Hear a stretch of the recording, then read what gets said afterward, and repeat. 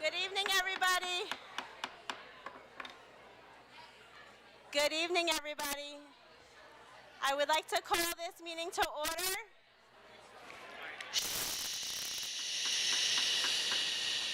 Thank you so much. I would like to call this meeting to order. It is May 18th, and adequate notice has been provided for this meeting. Ms. Coleman, roll call, please. Mr. Chu? Here. Mr. Craig?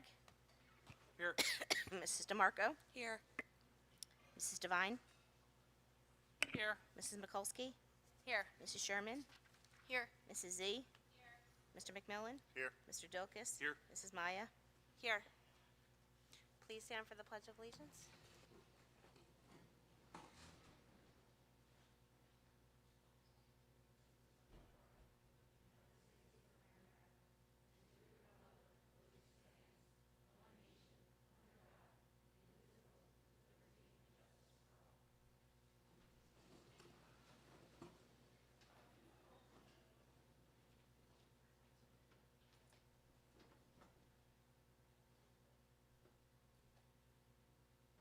Okay, there is no executive session for tonight. I would like to have a motion to enter committee of the whole, please, so we can do our presentations. So moved. So moved. And a second? Second. All in favor? Aye. Thank you. So first up on our list is the Teachers and Staff of the Year.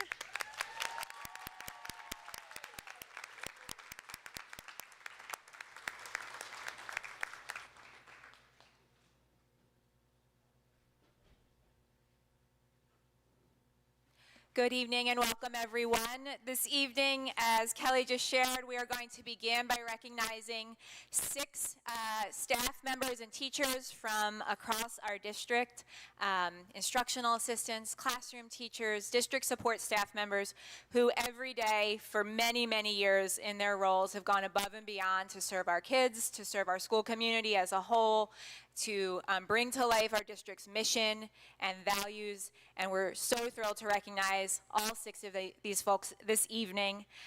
Each of them is going to be called in a second to come up to the podium. Their principal or their supervisor, in some cases many individuals, are going to speak on behalf of each of our nominated winners. And as I think has become a bit of a tradition here, if the teachers and staff members themselves want to say a few words, you're very welcome to do so. And so we're going to just go in the order that is printed in your board agenda. And so that means first up, with a big round of applause, please, is Miss Kelly Curley.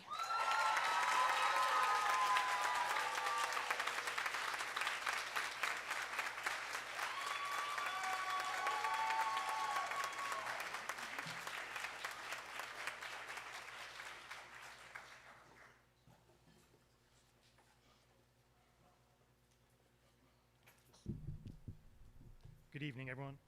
Can everyone hear me okay or no? Okay, all right. We'll slide this up. Or, yeah. Sorry. Oh, all right, great. Thank you. Good evening, everyone. It is my honor and privilege tonight to recognize this year's Elementary Teacher of the Year, Mrs. Kelly Curley.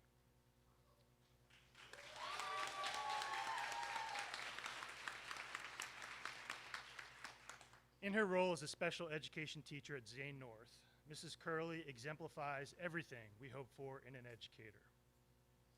She demonstrates an unwavering commitment to meeting the individual needs of her students. In fact, to step into classroom 124 at Zane North is to step into a master class in differentiation. Mrs. Curley understands that each student learns differently, and she thoughtfully tailors her teaching to meet individual needs, ensuring that every child has access to meaningful, engaging learning experiences. Because of her, students who may have once struggled find confidence, independence, and success. What makes Mrs. Curley truly exceptional is the caring and nurturing classroom environment that she creates. Her classroom is more than just a classroom. It is a family. It is a place where students feel safe, valued, celebrated, and loved. She builds relationships rooted in trust and respect, ensuring that every child knows they belong and that their unique strengths matter. Because of her encouragement and support, students gain confidence, independence, and pride in their accomplishments. Mrs. Curley also has an incredible gift for creating meaningful learning experiences and treasured memories for her students and their families. For instance, her annual Thanksgiving celebration brings students, families, and staff together in a spirit of gratitude and community. Her heartfelt Mother's Day and Father's Day celebrations strengthen the connection between home and school while making families feel truly valued and included in their child's educational journey. And of course, her beloved Polar Express celebration during the holiday season fills her classroom and our school with joy and excitement, creating magical moments for her students. None of this amazing work, of course, happens in isolation. Mrs. Curley leads an incredible team of instructional assistants in Classroom 124. Under her guidance, they exemplify collaboration, dedication, and a shared commitment to student success. Their teamwork creates a strong support system where every student receives the attention and encouragement they need to thrive.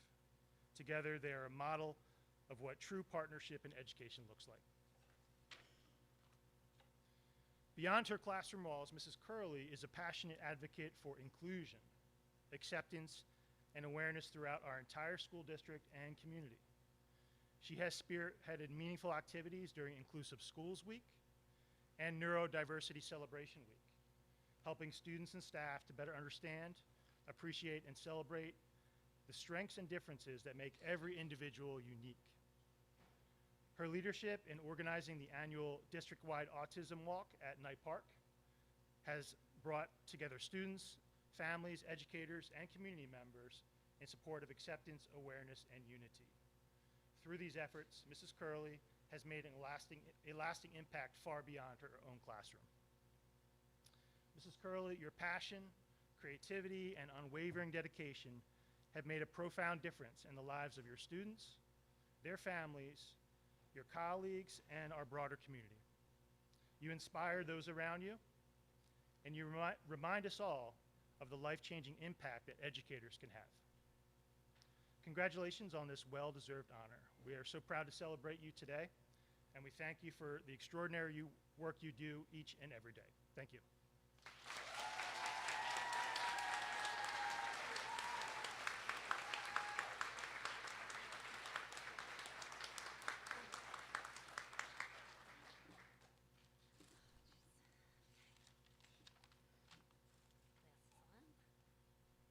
Thank you so much, Matt. Can you guys hear me? Good evening, Collingswood community. I am beyond grateful and thankful to receive this award. However, this is not a one-person award. This recognition belongs to all the educators who work in my classroom every single day. The ones who give their all, who continue showing up when days get tough, and who love and support our students unconditionally. I would like to share this award with my incredible instructional assistants, Ms. Talika, Ms. Kirsten, Ms. Isa, Mr. Gavin, Ms. Karen, and my co-pilot, my most reliable and truly amazing Mrs. Linda Smith. You are all part of this Teacher of the Year recognition. I am also blessed to work alongside some of the best educators anyone could ask for. Thank you, Mr. Jenna, for being such an amazing principal. You wear many, many hats, and we truly appreciate everything you do. Thank you to my work family for your kind words, support, and lasting friendships over the years. It means the world to me. As my dad always used to say, it was always in the cards for me, to become a teacher. I actually started my educational journey in a different direction before realizing my true passion was working with and teaching elementary children.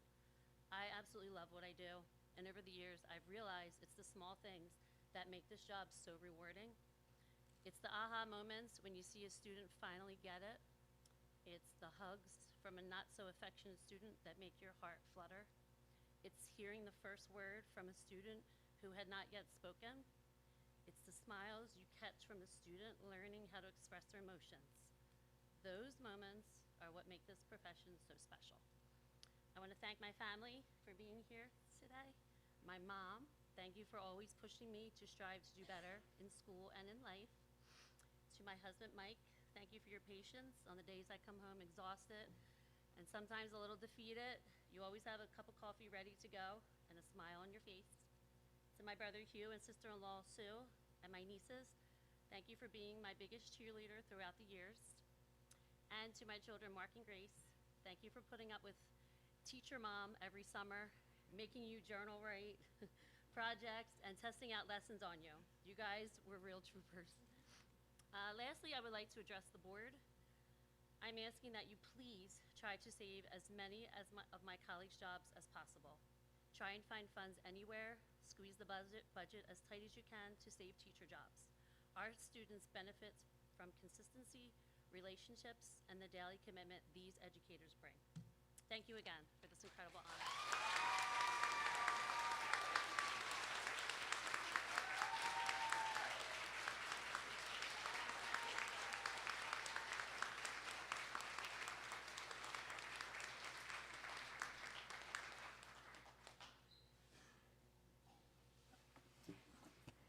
Next, we are thrilled to honor and recognize the Middle School Teacher of the Year, Laura Gillen.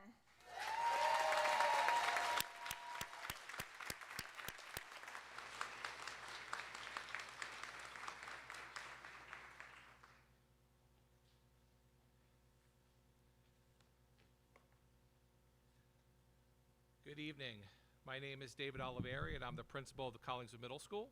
Tonight, I have the good fortune of honoring two outstanding educators, two folks who we are very fortunate to have at Collingswood Middle School. I'll start with Ms. Laura Gillen. Ms. Gillen brings the effort and the energy to our building each and every day. If you're ever up on our third floor, I encourage you to visit Ms. Gillen's classes. Even if science is not your favorite subject, Ms. Gillen teaches in a way that will hook your interest. We see this regularly as she hooks student interest with a hands-on approach to the subject. As a valued member of the science department, she is eager to collaborate with her peers and seek feedback. Her instructional expertise and dedication to professionalism made her a natural choice for mentoring new staff. Anyone new to the principal role will tell you that in this job, you will need to have a few go-to staff members. I have leaned on Ms. Gillen several times this year as one of those go-to people. It was Ms. Gillen's can-do attitude and initiative that helped spearhead the grade 8 Camp Mason overnight trip. I'll tell you that this was an outstanding experience for our students who left with some great memories to take with them. When it comes to serving our students and community, Ms. Gillen is always one of the first to roll up her sleeves and embrace the challenge. The Teacher of the Year is a formal recognition and an honor that has been around for decades here at Collingswood. Looking back, there are some truly legendary names on this list. Great people. Ms. Gillen, you are an ideal choice for this recognition, and it is a great honor for me to present you as the Collingswood Middle School 2026 Teacher of the Year.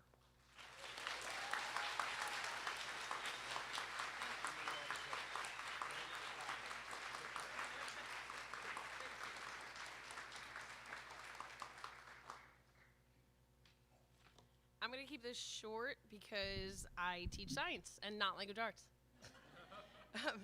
I am incredibly honored and grateful to be named the Teacher of the Year for the 2026 school year. For the past 14 years, I've had the privilege of teaching middle school science at Collingswood alongside some truly amazing educators who inspire me every day. Teaching has always been about more than just science facts for me. It's about building relationships, creating a classroom where students feel comfortable to be themselves, and helping them stay curious about the world around them. I love incorporating hands-on learning experiences that make science meaningful and memorable, but I also believe humor plays an important role in the classroom. A little laughter can go a long way in helping students feel connected, supported, and excited to learn. Thank you to my students, colleagues, administration, friends, and family for your support throughout this journey. I look forward to continuing to inspire students to explore, experiment, and most importantly, never stop questioning.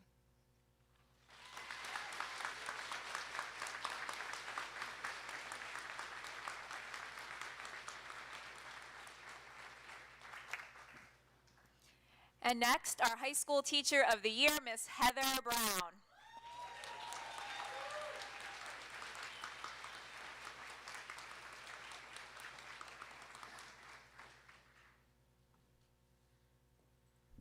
Little shorter there. My name is, it's fine. My name is Colleen Hart. I am the assistant principal at the high school, and it is my pleasure to introduce Miss Heather Brown.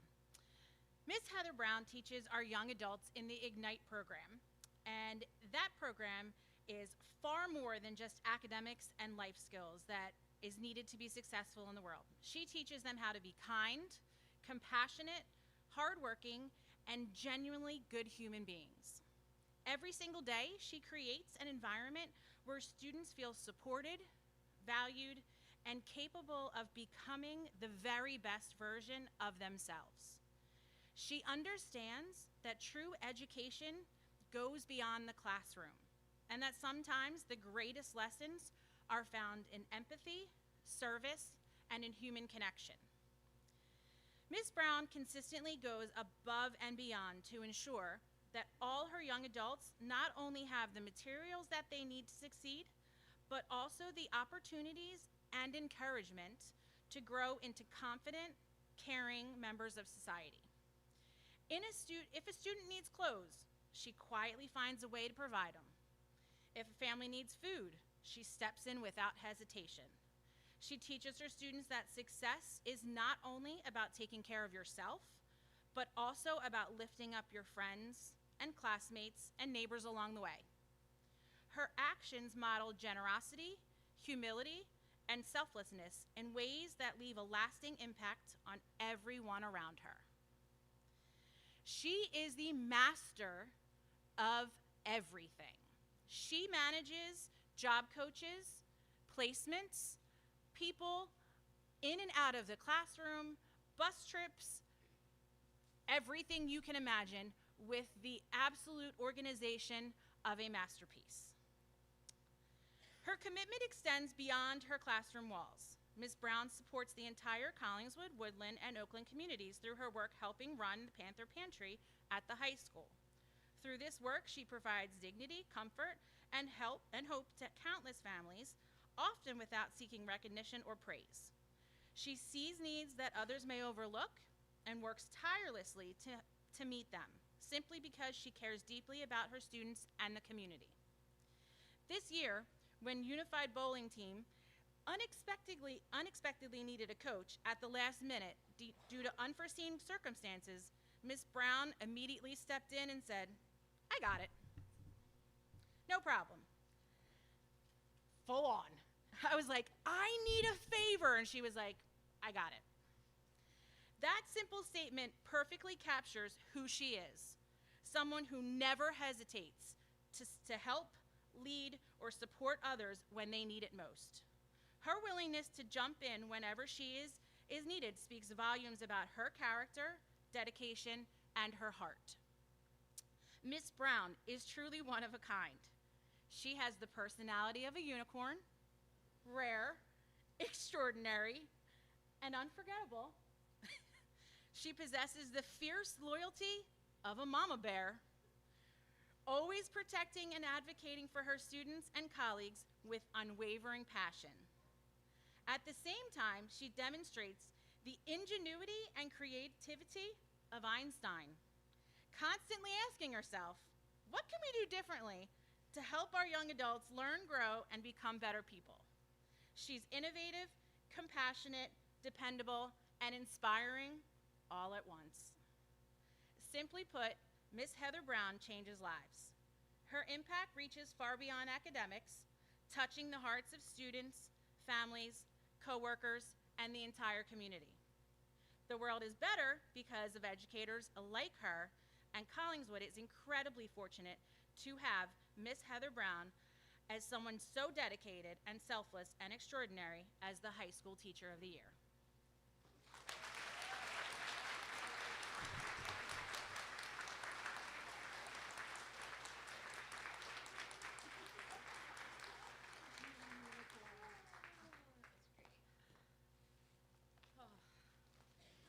All right, I am not that tall. good? I'm so sorry. All right. Thank you. I am so sorry. I wrote a long speech, so get ready, guys. Woo. All right. Good evening, everyone. I have to tell you, losing to students on a television game show is much easier than this right now. So there's a myth that because someone is a teacher, they must naturally be a good public speaker. I'm not one of those teachers. I'm probably currently bright red, and there will probably be tears, and so there's also no mascara because waterproof mascara has nothing on me. There's a lot of emotion packed into this 5'2" body. Since I was little, I wanted to be a teacher. I still have some of my childhood books at home, filled with scribbled and made up student names and spelling word lists. That dream did take a brief back burner when I thought I wanted to be a marine biologist, forgetting that I am terrified of sharks. I feel very humbled to be standing here tonight, but to be honest, I do have 3 little secrets to share. Secret number 1, I absolutely do not do this job alone. I very much resonated with Miss Curley's speech. A supervisor asked me at the beginning of the school year what was my secret for getting my job coaches, which are my aides in my classroom, to come back every year. And I was just like, I don't know, I guess I'm lucky. And so I would go back to my classroom and I tell my job coaches, and my one job coach, Mrs. Tatlin Smith-Williams, said, shucks, just tell them it's because we're family. So family, what we've created together is so much more than just a program in 104. It truly is a family, and that's because of my incredible job coaches and what they bring to Ignite, and what they bring to me and to my students. They pour their unique life experiences, education, knowledge, and personalities into our room every single day. They are there because they believe in our program and our students, and I cannot do this job without them. Sometimes during the day, I just sit back and I smile watching the scenes of the day unfold. Students chatting around the coffee pot, waiting for coffee to brew in the morning, a job coach and a student folding laundry and talking together about the weekend, another job coach helping a student with a worksheet. And it's beautiful to witness, and I know it could not be possible without my job coaches, so I have to share that little secret. And that endless support doesn't stop at the classroom door. It follows me home to my amazing family, especially my husband, Dan. He is my biggest supporter and the real MVP. Over the years, he was willingly taking on so much behind-the-scenes work, helping me prep projects and lessons, listening to my ideas, and taking over as the grocery shopper and dinner maker so I could take classes. He gets the absolutely exhausted and overstimulated version of me at the end of the day, and instead of complaining, he just asks how he can help. So I truly couldn't stand here without him tonight. And then there are my children who love to mock me when I use my teacher voice and call everyone friend. But who love my students and program like they're our family. Sorry. And of course my mom, who's never stopped pushing me to finish out my dream. Though this award is only possible because I have so many amazing people standing beside me and encouraging me. And that's not even counting the phenomenal teachers, caseworkers, supervisors, and school staff that I have the privilege to collaborate with every day. It truly takes a village, and I appreciate the heck out of my village. Secret number 2, my students teach me far more than I could ever teach them. I don't know if that's too much of a secret to too many teachers. They bring out the best in me while it's my job to bring out the best in them. Secret number 3, every day is a reward, even the worst ones. I'm a believer that something good comes out of every day. There's a little glimmer, something good. No matter how small. But we all have those days, the ones where you're driving home crying hysterically the whole way home, and your husband already knows to be standing at the door waiting for you to give you a hug when you walk in. But it's on those days that we learn the most about ourselves, our students, and about our own strengths and weaknesses and how we can be better for the next day. In 2016, I applied to this district because I thought applying to my husband's alma mater would be serendipitous. I love getting to show his old volleyball pictures hanging in the hallway to my students.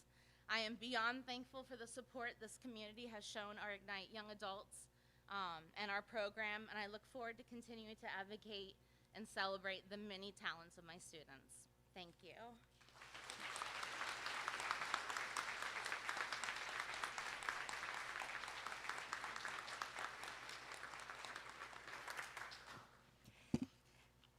Next, please join me in congratulating our elementary instructional assistant of the year, Ms. Stacy Jackson.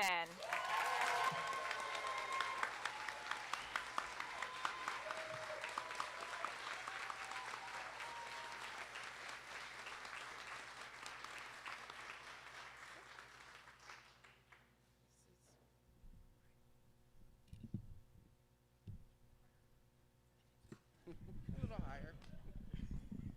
Thank you. That's good. Thank you. Good evening. Can everyone hear me? The definition of an instructional assistant is an educational professional who supports lead teachers in managing classrooms and executing lesson plans.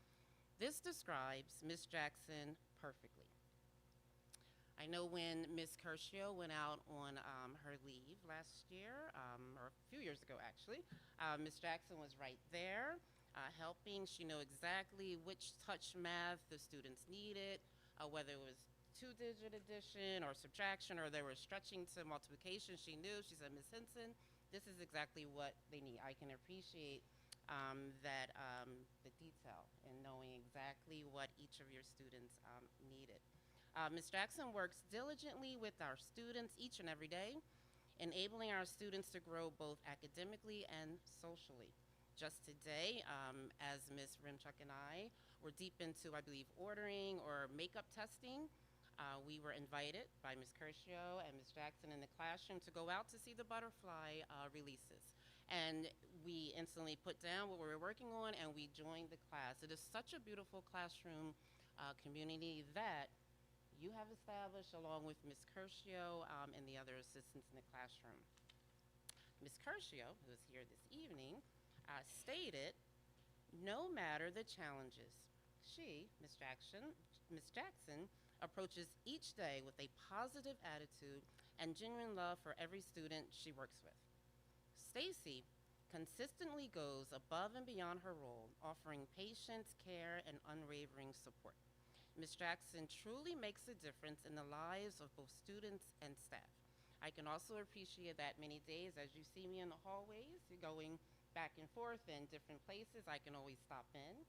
And you probably don't realize, but you're such a safe place. You can pause, I can look at you at your table, working with your students. Sometimes maybe I'll even stop and sit down, but it makes a difference, so I appreciate you being there for even me. Ms. Jackson, of course, Sharp appreciates you so very much, and congratulations. You're welcome.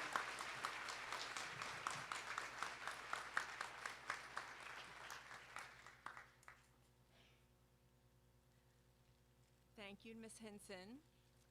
I don't have anything formal prepared, but I do want to say thank you to the board and to everybody who nominated and voted for me. I truly do love what I do. I'm completing my 19th year in this district, and thank you. 16 of them have been at Sharp School. And I truly do appreciate the entire staff and administration, Ms. Hinson, who brings a nice calming energy to the school when we need it. I truly love the students that we work with. It's fun. It's still fun for me to sit and teach them things and with a repetition that might drive most people crazy. But when they finally get it, it's very exciting, and we celebrate each of our students anytime that they succeed. Thanks to my family, who's always been supportive, and endlessly entertained by some of our stories. And again, sharp staff, and a special shout out to Emily Curcio, who has always had my back and always advocates not only for her students, but for her assistants in the room. Thank you.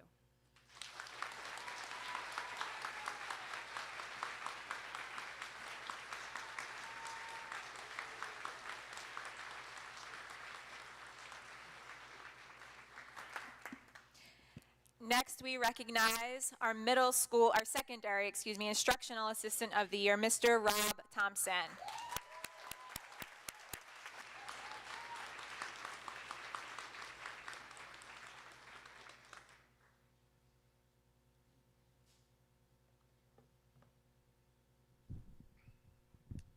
Okay, it's good to be up here again. Coach Robert Thompson, also known as Coach T.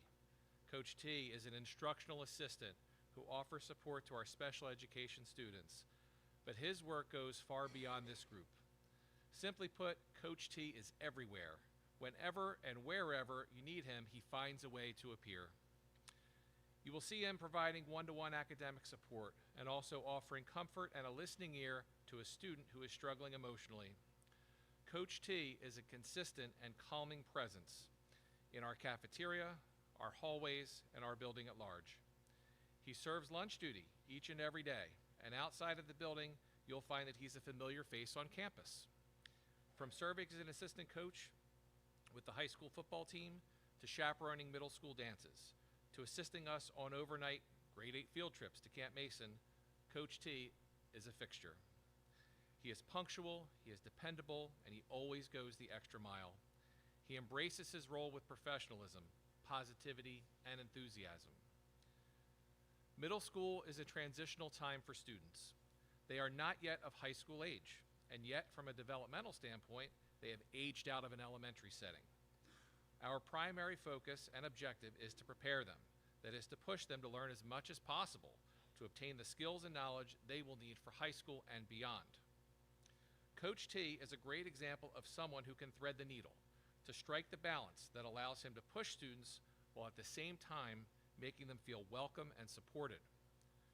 Coach, it has been a great pleasure getting to know you and work with you.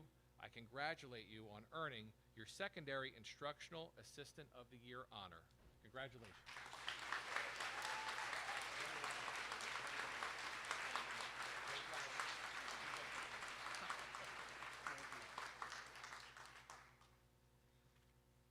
Good evening, everybody. Hope you guys can hear me.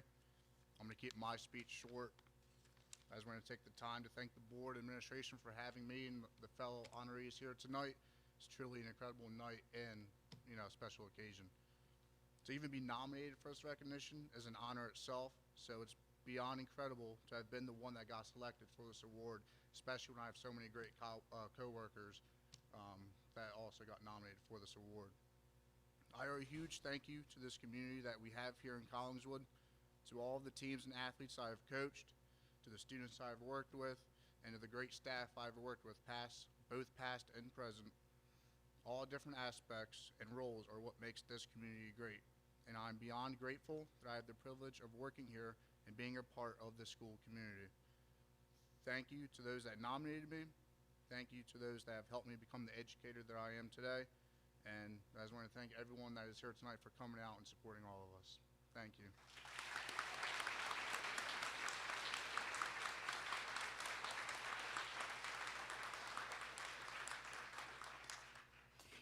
And last but certainly not least, we recognize and honor our district support staff member of the year, Mr. Spencer Tussey.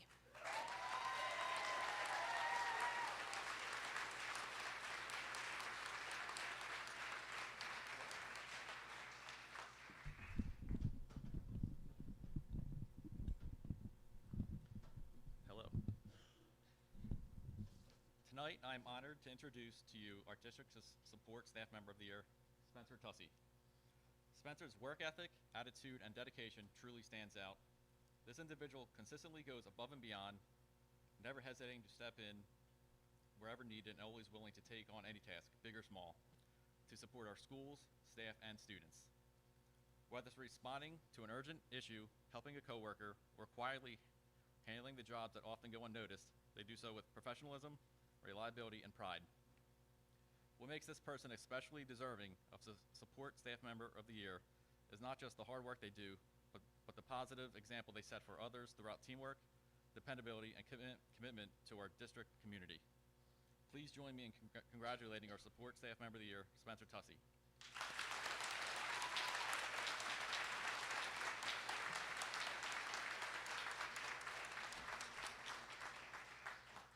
Thanks, everybody. I'm really not a public speaker, so be really short. Thank you to the board. Thank you to everybody who voted. Thank you for everybody who comes in every day and does the hard work that really needs to get done. It doesn't go unnoticed. We do a lot of day-to-day operations that definitely go unnoticed, but it's an honor to be even voted for this.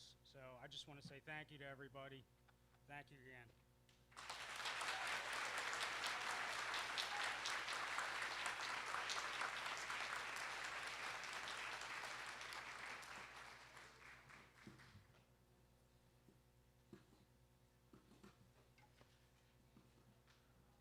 Thank you so much for all the presenters and for all the award recipients. Can we have another round of applause for all of our recipients tonight?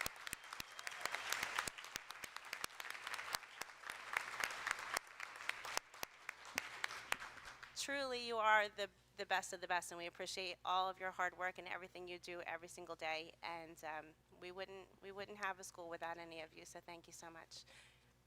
Does anybody else want to have anything that they want to say before we move on to the next presentation about these award recipients or anything?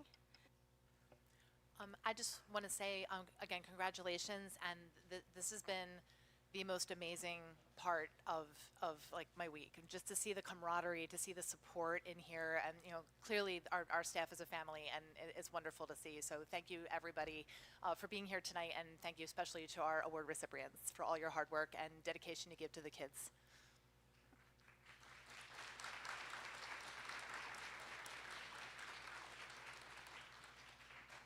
One thing I'm hoping, and I've been talking to Ms. Turner about this, Ms. Howell Turner about this, I would really like to see recognition for Collingswood teachers at the county level and even the state level.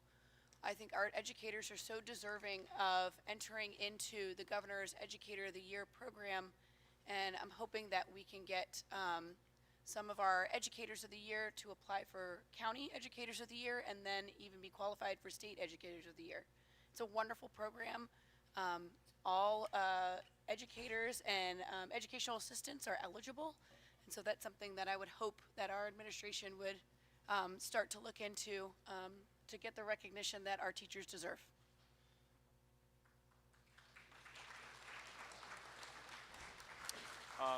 I would just like to say thank you to all of the teachers who help students throughout, throughout elementary school, middle school, and high school. I just want to say thank you guys for everything you guys have done.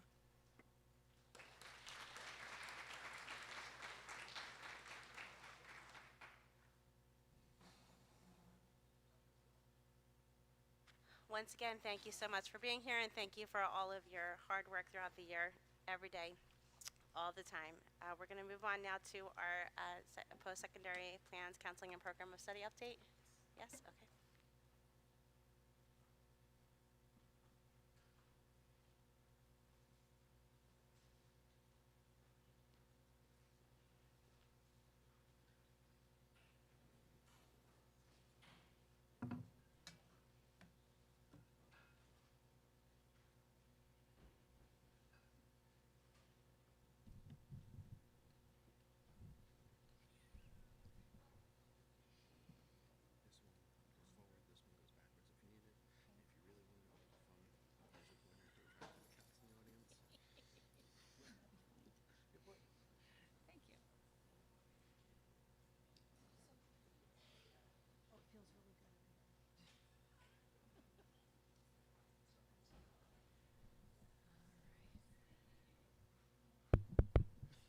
Making sure.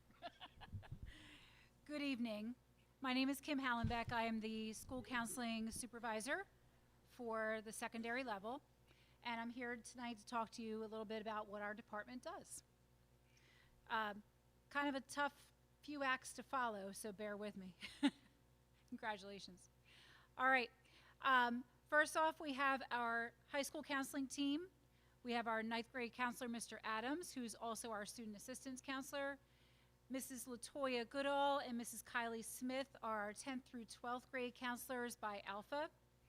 Mr. Isaac Mendelson is our school social worker, and Ms. Lelia Watt is our administrative assistant. At the middle school level, we have Miss Adrienne Earle and Mrs. Siobhan Funches, and we also have Mrs. Carla Dickerson, as our administrative assistant. So as school counselors, part of our job is to service all of the students in the school. We service their academics, their career and college planning, and then also their personal social. Most of what we do at the high school level is getting ready for that next step post-secondary. Most of the middle school focus is on emotions and personal social and mediations and really getting ready for high school. So there are some direct services that we provide to our students. We do a lot of in-person, actually everything basically is in person with us. We meet with our students on a regular basis. We counsel them, obviously, but we also advise them. We give them support in what their thoughts are for their future without telling them what to do. That is the hardest part of counseling, is you know what they should do, but we can't tell them what to do. We kind of have to guide them there. Our indirect services, we do a lot of collaboration with the teachers and the administration for our students. We consult with all of those bodies as well. And then we do referrals to outside agencies should that need come for our students. All right, I have some data, yay, for our middle school. So our middle school, we have about 479 students enrolled. We have 357 academic meetings that have happened so far, 536 parent contacts and, personal social meetings. So like I said, that's really heavy in middle school. Parent meetings, we've had about 80 of those formally. Our INRS meetings, we have monthly. We have 61 active 504 plans just at the middle school. We have a social media account. We are sponsoring a career week this week, actually, culminating in a career day on Friday for our 8th grade. And then they also do Advisory Cup awards throughout the year. So lots of fun at the middle school. Part of their classroom lessons, so they do push into classrooms. They do a lot on gossip and rumors and conflict resolution, getting ready for the next grade, career exploration. They're just some of the topics that they hit, mostly through the advisory period. They do sponsor the peer tutoring program, so they assign students to those services and coordinate through the NJHS students. And then obviously providing small group counseling with an organizational skills focus, because if you've ever seen a middle schooler, you know they need organizational help. So we do a lot of that at middle school. In those advisories, they schedule monthly meetings where they push into the advisories and they touch on the topics that you see here. Some of them are behavior expectations, student recognition, attendance, how to access Genesis and how to use that student portal, substance abuse, school values, and so on. Okay. Here's our high school counseling data. So like I said, high school has a little bit of a different feel. We have 674 students currently enrolled. 111 of those students have completed substance abuse counseling or are currently in that counseling. We have had 2,271 academic student meetings to date, 134 parent meetings, 50 classroom lessons. 25 of those lessons are focused on Naviance, which is our college and career program that we use. And then 25 of those meetings are focused on course selection and preparing the students for the course selection process. We have 62 active 504 plans at the high school, and we also have a social media account with lots of followers. All right, for our college and career focus, like I said, at the high school, that's a lot of what we're doing. We actually take our kids on college tours and to college fairs. We've had 110 students participate in those. We've had 16 college representatives actually come to the school. We've had 12 military, 7 workforce or trade schools. We actually took our kids to a trade school campus this year as well.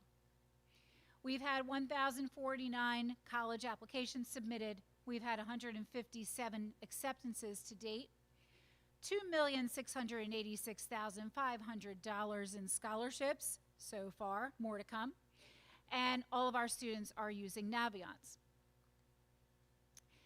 New this year, on December 18th, we sponsored an Instant Decision Day. So we had the colleges that you see here either come to Collingswood or they presented virtually to students. Students had to apply to their schools and complete the whole application process, submit transcripts and whatnot. And then the college representatives gave the students a decision on site. So that day, some of our students walked away with multiple acceptances to schools. It was a really great day. These are the students that participated this year. Like I said, it was our first year. It was like kind of our inaugural year. I don't know if I said that right, but we are definitely going to expand it for next year. What you see in the picture are some of the students that are virtually talking with the college admissions counselors. Here's a couple of the pictures that we took with the students. You can see their excitement. Stockton was a big one. Stockton actually came on site, and Stockton gave out not only acceptances, but they gave out scholarships and housing scholarships. So it was pretty cool. Mia raked it in. And then there's Nyana, who really raked it in. She applied to every school and got into every school. So it was pretty cool. It was very exciting to see. The kids were super excited. We made big announcements throughout the day of all their acceptances, so it was a big deal. We also brought back the CHS Alumni Day. So we had alumni from previous years come back and speak with our students about their experiences in colleges and trades. It was really a good atmosphere, nice and positive. The kids were excited to be back, and they were excited to speak with the students. So we had different topics that we broke the alumni into. So we had some students talking about academics in college and how you manage that. Campus life, all of the pieces that come into living on campus, housing and getting involved in activities and clubs, and then how do you pay for college? Work studies, part-time jobs, loans, things like that. So the students were able to circulate through the 3 different groups and topics and speak with the alumni. It was a really good experience for both the alumni and the students. Plus, we got to see some of our former students. There's all the seniors that participated with the alumni. It was a great day. A little more high school counseling data for you. Each year we give the PSAT and SAT school day in October. So all of our students took those assessments. We have so far I've had 21 students participate in the Saturday SAT program that we have. We have 15 AP courses this year, 254 students that are enrolled. So that is the number of enrollments total. We had 123 students test AP exams these past 2 weeks in May. That just ended. We have 22 dual credit courses that we offer. 389 students are participating in those dual credit courses. Those are with Camden County College, and 1 is with Stockton. And then we also have 510 of our students enrolled in CTE courses. So we're busy at the high school. All right. This year, we were fortunate to have Mr. Mendelson join our office, and he is our school social worker. We inherited him from our wellness staff, so we were able to bring him into our office and get him working with all of us cohesively. It was really a great experience for everybody. The difference between a social worker and a school counselor, everybody thinks that we just counsel kids, but school counselors focus on academics, careers, and personal social. Social workers are licensed therapists that can actually counsel and provide therapy to students. So Mr. Mendelssohn's services are invaluable. Really, he can provide that ongoing support that some students need and really check in with those kids on a regular basis. And that's really what this says. I put that pyramid on there because any of you that have gone through the education courses throughout your life, you know that we need the basics, we need the bottom of that triangle in order to be successful at the top of the triangle. So the basics are safety and security, food, water, rest, love and belonging, self-esteem, and then self-recognizing, okay? So really super important that we have that support of our school social worker. So Mr. Mendelssohn helps all the students 6 to 12. He works with both the middle school and the high school students. He does individual and group counseling.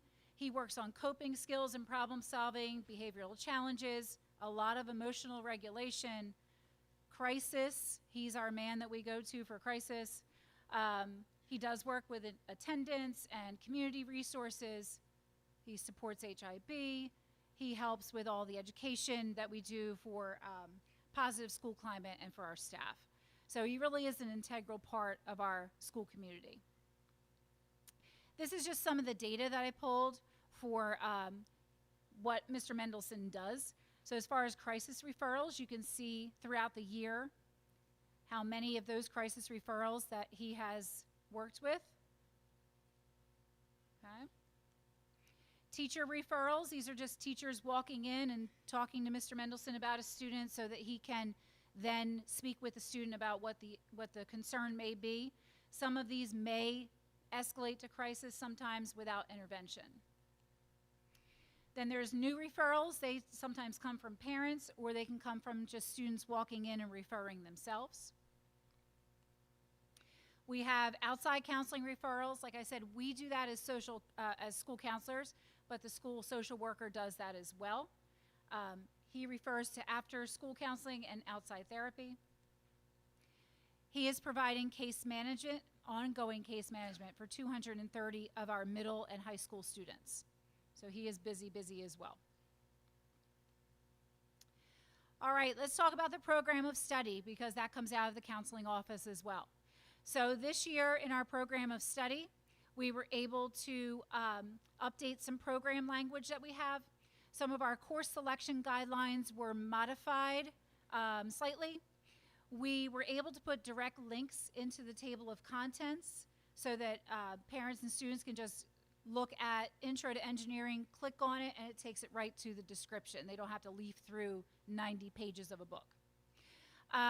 We modified our grade level promotion credits, so we had it as 30, 65, and 90, but we made it 30, 60, 90 to make it clean. So these are the number of credits that students need to move up to the next grade level. We renamed Literacy Acceleration and Math Acceleration to Literacy and Math Support. We are renaming Transitional Math to Graduation Math to match the graduation reading writing course that we have. Both of those are for our portfolios for the state for graduation. We updated our 4-year plan to a 7-year plan, and we also updated our grading scale. We added some new courses, as you can see there. One of those that we're really excited about is AP Language and Composition. We are also offering next year's senior late entry and early release. So if students are where they should be on their credits and they have their attendance is good and they would like to leave early or come in late, they have that option, okay? So that is something new for them this year. Dual credit now includes French 3, 4, and 5 and Spanish 3 and 4. And we also added a course called Tomorrow's Teachers. And then we added some elective middle school course offerings. I had a lot more on this slide, but really right now we're looking forward to graduation. All of us, the students and the staff. So we're really excited. We're gearing up for graduation, preparing for that. We have our scholarship night this Thursday as well. So really exciting things coming along in the counseling office. That is it for my information to all of you. Do you have any questions for me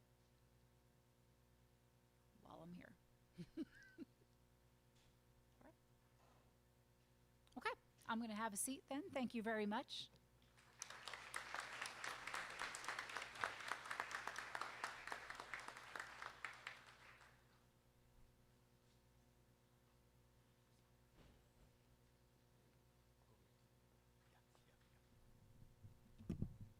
Just a quick thank you to Ms. Hallenbeck for all that information that was very helpful and informative, and it's nice to know that there are lots of things happening all the time that we know very little of, so we appreciate it. Thank you. We're going to move on right now. We're going to move again and have the school budget update, looking forward to the next season.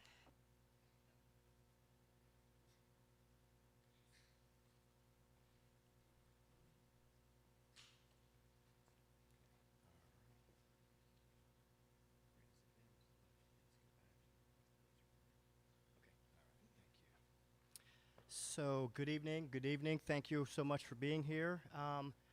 Before we get started, we just wanted to recognize again, celebrating our phenomenal staff of the year. They work day in and day out, and despite any and all challenges that come their way, they still prioritize, put our kids and our community first. And so can we just give them just another round of applause, please?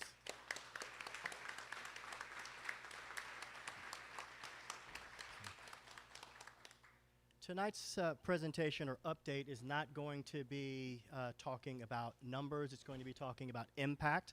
And so budgets by themselves are spreadsheets, facts, and figures. But when you take a step back, budgets are not just facts and figures. They're people, their experiences, their values. And so we wanted to give our community just a snapshot in what do some of those numbers mean, and what should the community expect as we plan throughout the summer and move towards September. And so we continue to be driven by our mission and our vision, as well as our district core values of student success, equity and inclusion, team, and family. Just wanted to highlight just a few areas. And so our school district continues to set a high standard as it relates to what's happening inside and outside of the classroom. And so what you see over the last 3 years is that we've seen consistent and continued growth and improvement despite every challenge that has come our way.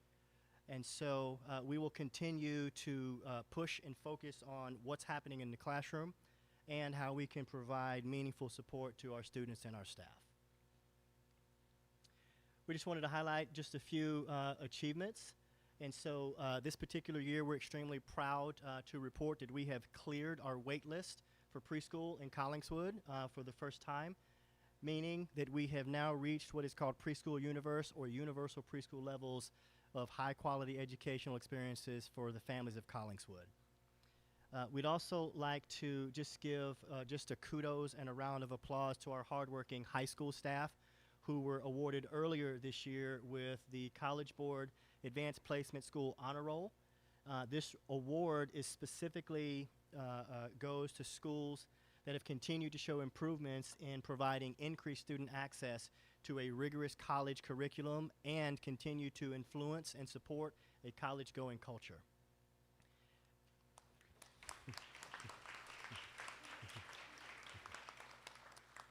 We'd also like to acknowledge our students, specifically our students who work extremely hard to develop their skills in multiple languages. And so this year, 9 Collingswood High School students earned the New Jersey Seal of Biliteracy. And so this is a state distinction that goes on their diploma for students that reach high-level proficiency in more than one language and demonstrate a degree of readiness to help them excel when they graduate from high school. Our priorities moving into the 26-27 school year is to continue to improve the alignment of our teams to better support our goals and our objectives, to actively engage our community to address our infrastructure challenges, to continue to find ways to secure additional adequate school funding, actively pursue additional streams of revenue to support innovative student learning initiatives that are largely driven by our classroom educators, and to commit to supporting and retaining dedicated faculty and staff. In terms of instruction, we will continue to move and transition towards the science of reading, and we will be migrating away from the traditional Readers Writers Workshop. And so our teachers this year piloted multiple curricula, gave us feedback, and we were pleased to report that we will have a multi-year phased-in curriculum adoption at the elementary level to continue moving in that trajectory. We will expand the usage of our universal screeners in order to give our classroom educators timely information so that they can personalize instruction for our students in math and reading. We will also continue our focus on data-driven instruction aligned specifically to school goals, and then break that down to by grade level and by student level. And then we will also continue to strengthen inclusive practices through the recommendations from our District Inclusion Task Force. Pre-K to 5, we will support the transition of the Garfield closure and continue to provide a continuity of care for elementary students. We will continue to update our infrastructure to support our MTSS tiered system of support model. We will continue to maintain universal access to high-quality preschool in Collingswood. At the secondary campus, we will support the transition to a unified secondary campus. We will continue to support updates to the infrastructure to sustain our tiered system of support. And we will continue to provide support to implement our math curriculum with fidelity. In the operations field, we are seeking to establish a school-based technology lead program to support instruction. We will establish consistent cycles of technology replenishment to also support instruction. And we will actively seek operational efficiencies and additional shared service opportunities. So what does all this mean for 26 and 27? And so we have reorganized the district infrastructure to provide more timely support to schools, placing the greatest emphasis on what's actually happening within the classroom. And so this summer, all of our school leaders, all of our district leaders, as well as their administrative assistants, will be going through targeted professional development in the areas of strategic priority management to make sure that we can be of greater degree of support of what's happening within our schools. We will continue to support the Garfield transition and that continuity of care. And so as of late March and April, working groups were established with ongoing meetings, which will carry through the remainder of the summer, leading us into September. On May 7th, new school placements were shared with current Garfield parents and guardians. Between this week and next week, there will be a series of walking field trips to their new school assignments so that students that are transitioning to the remaining 4 campuses begin to become part of their new school culture. In June, there will be continued school social events at all of our campuses, and this will be for students and families. And then there will be legacy events at Garfield as we continue to celebrate Garfield between now leading up until the summer.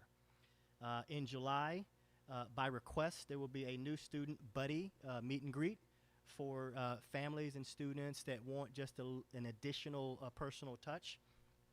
And then in August, there will be welcome events for new students and families and teacher meet and greets as usual. In terms of that continuity of care, all of our elementary schools are consistent in terms of their academic programs, their specialty areas, support teachers, as well as MTSS coordination, gifted and talented, special education, 504s, and multilingual learners that will remain consistent across all elementary. Our Character Strong curriculum will continue to be supported, as well as our elementary wellness team, which provides whole group, small group, and individual counseling support to students and families. That will also persist. The Unified Campus Initiative was announced back in September of 2025 with a goal of creating a seamless academic and social experience for students 6 through 12, enhancing the efficiency of how we use our spaces, how we use our staff in order to be able to support our students, strengthening the vertical articulation and the opportunity for accelerated classes for students ready for more rigorous environments, reduce transitions and increase consistency in school culture and expectations, and then ultimately to respond proactively to the financial challenges within our state, within our county, and declining enrollment patterns. And so what does that mean? There will be a restructuring of the organizational chart in order to provide increased leadership support to the secondary campus. Management and operations at the secondary campus will be broken down by grade level, 6 through 8, 9 through 10, and 11 through 12, with directors of instruction, school climate officers, and administrative assistants providing strategic support interspersed throughout the entire campus to be more responsive to the needs of students and families. There is the restoration of a 6 through 12 special education supervisor role, the restoration of a 6 through 12 athletic and activities director role, and the 6 through 12, a consolidation of the counseling center and the wellness center supports will continue. And so we're pleased to report that we were able to restore with permanent funding our school social worker, so the wellness center will remain open for the foreseeable future. And there will be consistent access to therapeutic services, as you heard earlier from Ms. Hallenbeck, that our students desperately need. There'll be a continuation of our restorative code of conduct, and, sorry, Chris, there will be a phone-free, distraction-free continuation moving into the 26-27 school year, specifically aligned with the new cell phone-free schools law signed by the governor earlier this year. We are currently working on the revised activity fee structure for middle school, and our goal is to begin sharing what that new structure will look like before we go home for the summer. And so there is a team of professionals that are looking at how do we provide a continuity of service with the least disruptive and the least burden on our students and our families. Continuing to just acknowledge the yeoman's effort of our counseling team. Soup to nuts, they revised our program of study based on a lot of growing and evolving needs. We are very fortunate to be in a school district that has students across multiple performance levels, a wide range of interest, and balancing that each and every year, it takes a degree of finesse. And so we're extremely thankful for our counselors for what they do day in and day out in order to strike the balance and then put together a program of study that honors what students are asking for and what our community values.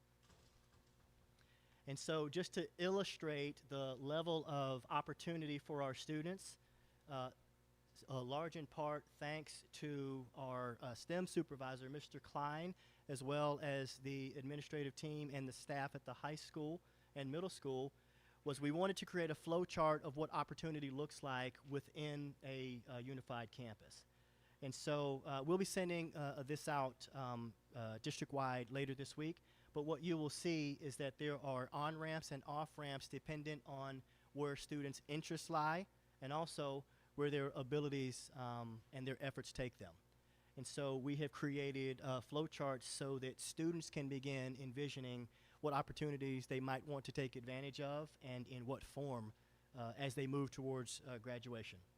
And so we have created those in English language arts, history and humanities, mathematics, science,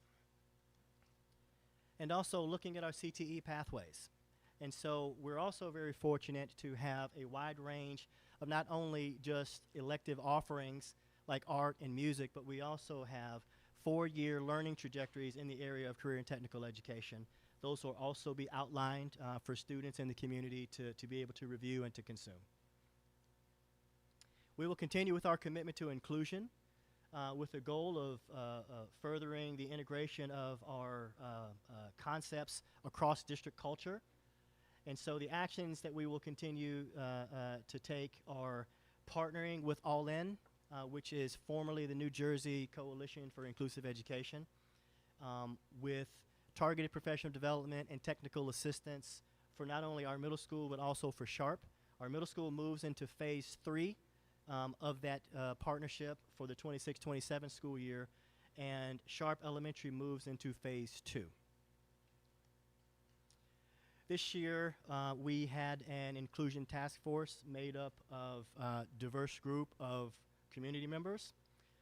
They held meetings to discuss short-term and long-term goals for not only Collingswood but also for Oak Glen, about how do we build appropriate capacity and continue moving on a pathway to provide a more inclusive environment for our students. They have completed a task force technical report based on their collective efforts, and they have made very specific recommendations that the board is currently reviewing, and we will be working throughout the summer in order for those recommendations to begin materializing in the 26-27 school year.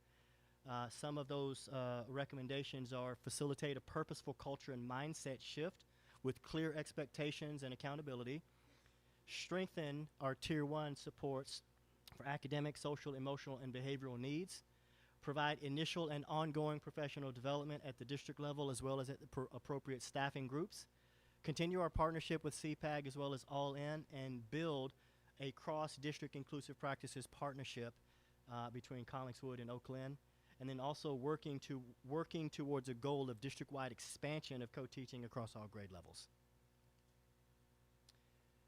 This year, we also were tasked with taking a critical look at artificial intelligence. And so on the agenda for a first read this evening is a policy, a district policy about artificial intelligence. And so the task force, their first task was to actually look at the policy, because we can't put together an appropriate plan without there being a policy in place. And so, in essence, what the policy really looks at is being able to provide not only protection for students and staff, but to also put our educators in the driver's seat about what is and what is not appropriate in the classroom in terms of the usage of artificial intelligence, and to make sure that there are checks and balances that are aligned with academic integrity as well as access to technology that is continuing to evolve in rapid pace. And so upon a final board approval with a targeted approval in June, we will be working throughout the summer to begin identifying what does that plan look like, and how do we, over multiple years, begin moving and shifting within that direction to bring these new tools to students and to staff in a very intentional and secure way. And so what are next steps as it relates within the budget process and the budget structure? Continue to advocate for fair funding. And so on May 1st, Collingswood and our sister district, Oak Glen, we are part of a large regional consortium of school and district leaders, board members, community members, advocates, pushing for fair funding. And so on May 1st, we sent representatives to meet with a team from the New Jersey Assembly Majority Leader's office. And there were a laundry list. There were 3 pages of recommendations that were being provided within this meeting. But some of the topics included unfunded and underfunded mandates, the School Funding Reform Act, issues with the current funding formula, the concept of regionalization or the difficulties associated with a potential mandate for regionalization, pilot funding or the need for pilot funding to equitably be distributed to school districts within their localities, the rising cost of healthcare, and then ultimately what type of campaign would be most appropriate in order to lobby our state legislatures to act, to be able to combat what we're all have been experiencing over the last several years. And so we will continue to ask for our community to join us in this ongoing discussion. We are asking for our community to contact local and state legislators, write letters, send emails, participate in public forums, participate in public hearings, let your voice be heard in Trenton, and put the pressure where pressure is needed, which is making sure that we're not continually placing the burden of school funding on the backs of homeowners and taxpayers in our local communities. We're also asking for system-wide community support to welcome Garfield families whose students will transition to new schools for the 26 and 27 school year.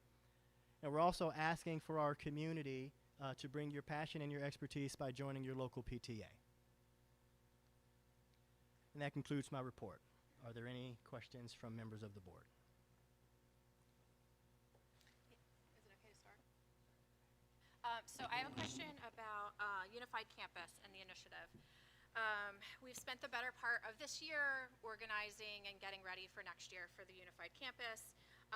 It's from my seat, I see the organizational chart is completely revamped. One of the reasons for Unified Campus is to review, or help our declining enrollment patterns. So I would like to see or hear what the district is going to do and how this will support, how the new unified approach will help keep our students here, and how will we measure that besides just, increased, what are we measuring it against? Those are just my main questions. It's a great question. I think there's a couple of things that drive student interest and satisfaction, and it's making sure that we have a robust set of offerings that are aligned with where they're interested. And so continually going back to students and asking them what are the types of programs that they find most interested in participating in, and making sure we can deliver on those. Paired with making sure that staff within the secondary campus are being appropriately supported, and making sure that school leaders at the secondary campus are also supported and are given the opportunity to make decisions about how they're supporting their students, how they're supporting their staff, while also, from a district perspective, seeking additional partnerships in order to increase opportunities for additional students. That could come in the form of additional send-receive relationships with other districts. It could come in the form of offering programs and marketing those programs differently so that students from other districts are actively choosing to come here. We currently max out our school choice program, and we always have a wait list. That number is driven by the state, but we're always applying for additional school choice numbers, which is also helpful. But really, the number one thing is making sure that we are being responsive and listening to what students are asking for in terms of the environment that they're participating in, and then trying to accommodate as many of those requests as possible. That's the best way to be able to maintain a degree of enrollment. But families have choices, and we have to compete. Families are within their full right to make sure that they're doing their due diligence to make sure that their kids are getting what they need. And so it requires us every single year to think and rethink how we're providing services, how we're communicating and partnering with families, and then how we're promoting all of the good things that our students are continuing to do day in and day out, and continuing to promote why we should be their first choice. But how is the unified campus going to produce more enrollment? The unified campus is not meant to produce more enrollment. The unified campus is in response to declining enrollment. I also had a question with the reworked class pathways that you showed up there. You also mentioned that students who are learning faster, more advanced pathways, that they could start at a younger age and there'd be less of a gap from 8th to freshman year. Currently the highest levels of classes go to like the 5th level of a language. Do you think we could also find ways that, now that we're all one campus, where we could have courses that also go 5, maybe 6 years of the the whole, from what used to be middle school to high school, from now just one constant thing, do you think there could be a way that we have a class that keeps that long continuity? You now have, there is now no barrier that prevents that from happening. And so I think that in the near future, that could absolutely be a possibility. Dr. McDowell, I had a question about the leadership structure that I'm looking at here. So when we're looking at directors of instruction, Mr. Oliveri, Mr. Jefferson, and Mr. Newman, can you just explain a little bit about what that means, like what that entails?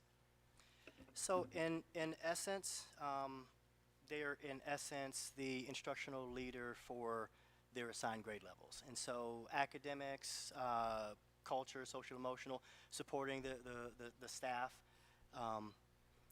They would be the primary go-to for families related to those specific grade levels.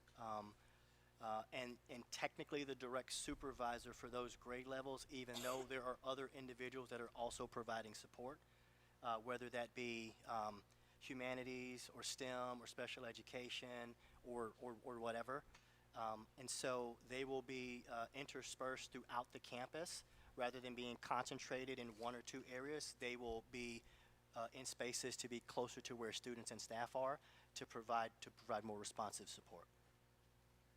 And just as a follow-up to that, will those responsibilities include, disciplinary or restorative justice roles as well for those classes? Yes, yes.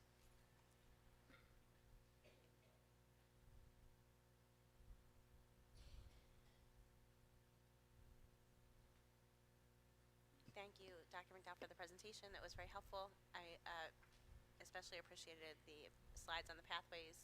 They're very detail-oriented and helpful information, I think, for everybody to have. Sorry, trying to talk louder. I said thank you for the presentation, and I appreciated the slides on the pathways. Thank you. I thought I had it all the way up. And I thought that was helpful information. And we're going to move on if nobody else has anything to add. Section 5, going to move over. This only travels so far. What? Can I have a motion to exit committee of the whole, please? And a second? Second. All in favor?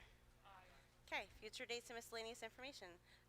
Just take a look at the calendar of dates there and take a note of the things that are important to you that you would like to attend.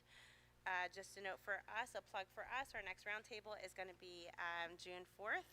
It's going to be earlier this time around at 5 p.m. because that is also middle school orientation, and we're going to have it in the LMC so that some of us are going to be there for both of those things. So we'll start our presentation a little bit earlier, hoping that we can capture that crowd of people to attend that. Is there anything that anybody wants to add to the miscellaneous dates and information? Okay, section 6, routine business. Can we have a motion to approve the minutes of the meeting? So moved. And a second? Second. All in favor? Okay, at this time, we're going to have our student reports. So the first thing that I just want to touch on is the award shows that are coming up. The Best of Class Awards are taking place at Camden County College tomorrow at 5 o'clock, and Collingswood has 8 students attending. The Visual and Performing Art Awards are taking place on Wednesday at 6:30 in this very cafeteria, with the dedication to the mural in the back corner in honor of Miss Winkler. I would just like to say that Piper Wright and Miss Armano have done a beautiful job of putting the mural together. And to cap off this week's awards, the scholarship night will be taking place on Thursday in the auditorium. Moving on to the TV studio. Over the past 3 months, the Pause TV Club has just been working really hard behind the scenes. We have had the 10-day film challenge, which for those who do not know, students are challenged with creating a film with a given prompt in just 10 days. Collingswood had a film move on to the top 10 in South Jersey, that film being The Better Miller, which was produced by sophomore Bella Consalvi, and we wait steadily to see the results of the 10-day challenge. Along with the 10-day challenge, the TV program has had 7 Emmy-nominated videos and has won 4 Emmys out of the 7 nominations. These winners include...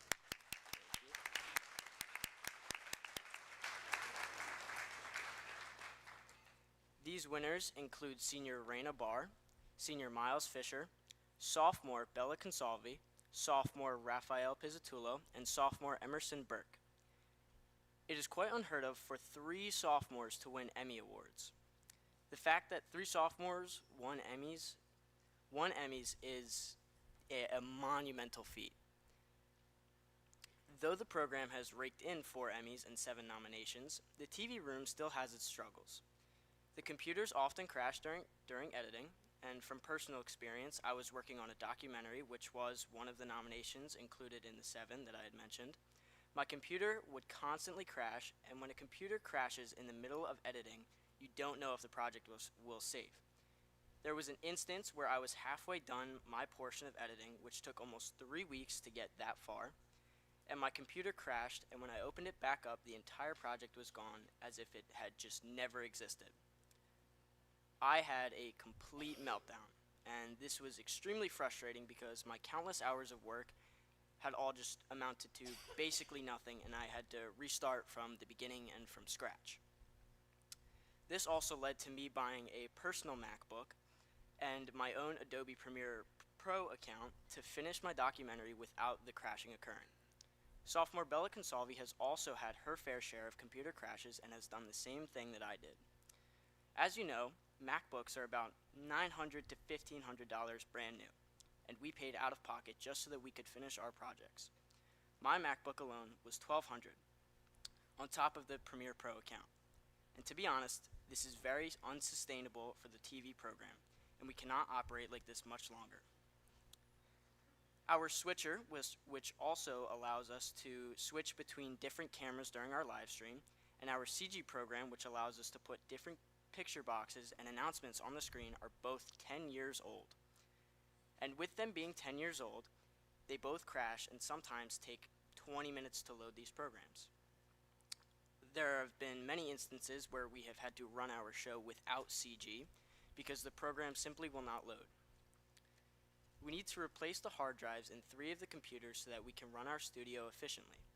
These new hard drives will allow us to update the software to the best of our ability, but because the hard drives are 7+ years old, we are not allowed to update the software, which causes different applications like the CG program to run extremely slow. To simplify this, imagine having an iPhone 7 and trying to make it run like an iPhone 17. It's basically impossible. The cost for the new hard drives would be about $3,000, and the cost of the CG program would only be about $1,500, which we desperately need to operate. We have good computers in the studio, they just need a refresh.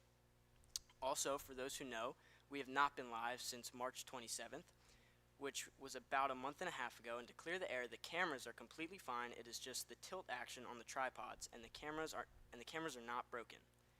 We also need our Macs to be connected to Ethernet, which will allow everything to run much more smoothly. We have good equipment in the studio, and the equipment does not need replacing. It just needs basic maintenance. If we had the IT support, we would be fine. But without the IT support, it is very, very unsustainable to continue to operate how we operate right now.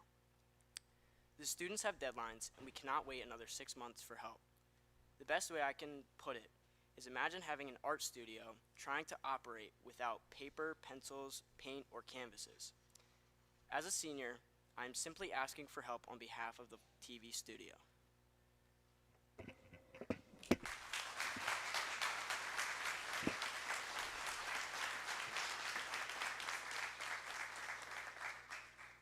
All right, thank you, Kenny. So I wanted to start off with tonight. This will be my last time here. I will be out for the June meeting, so thank you to the whole board for having me here this year.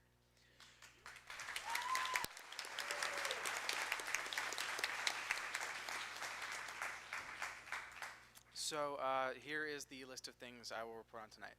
First of all, the reason I will be unable to make the June meeting is our semi-annual German trip and exchange. Huge shout out to Herr Rollers. He has been running this exchange for more than 20 years with our partner school in Jülich.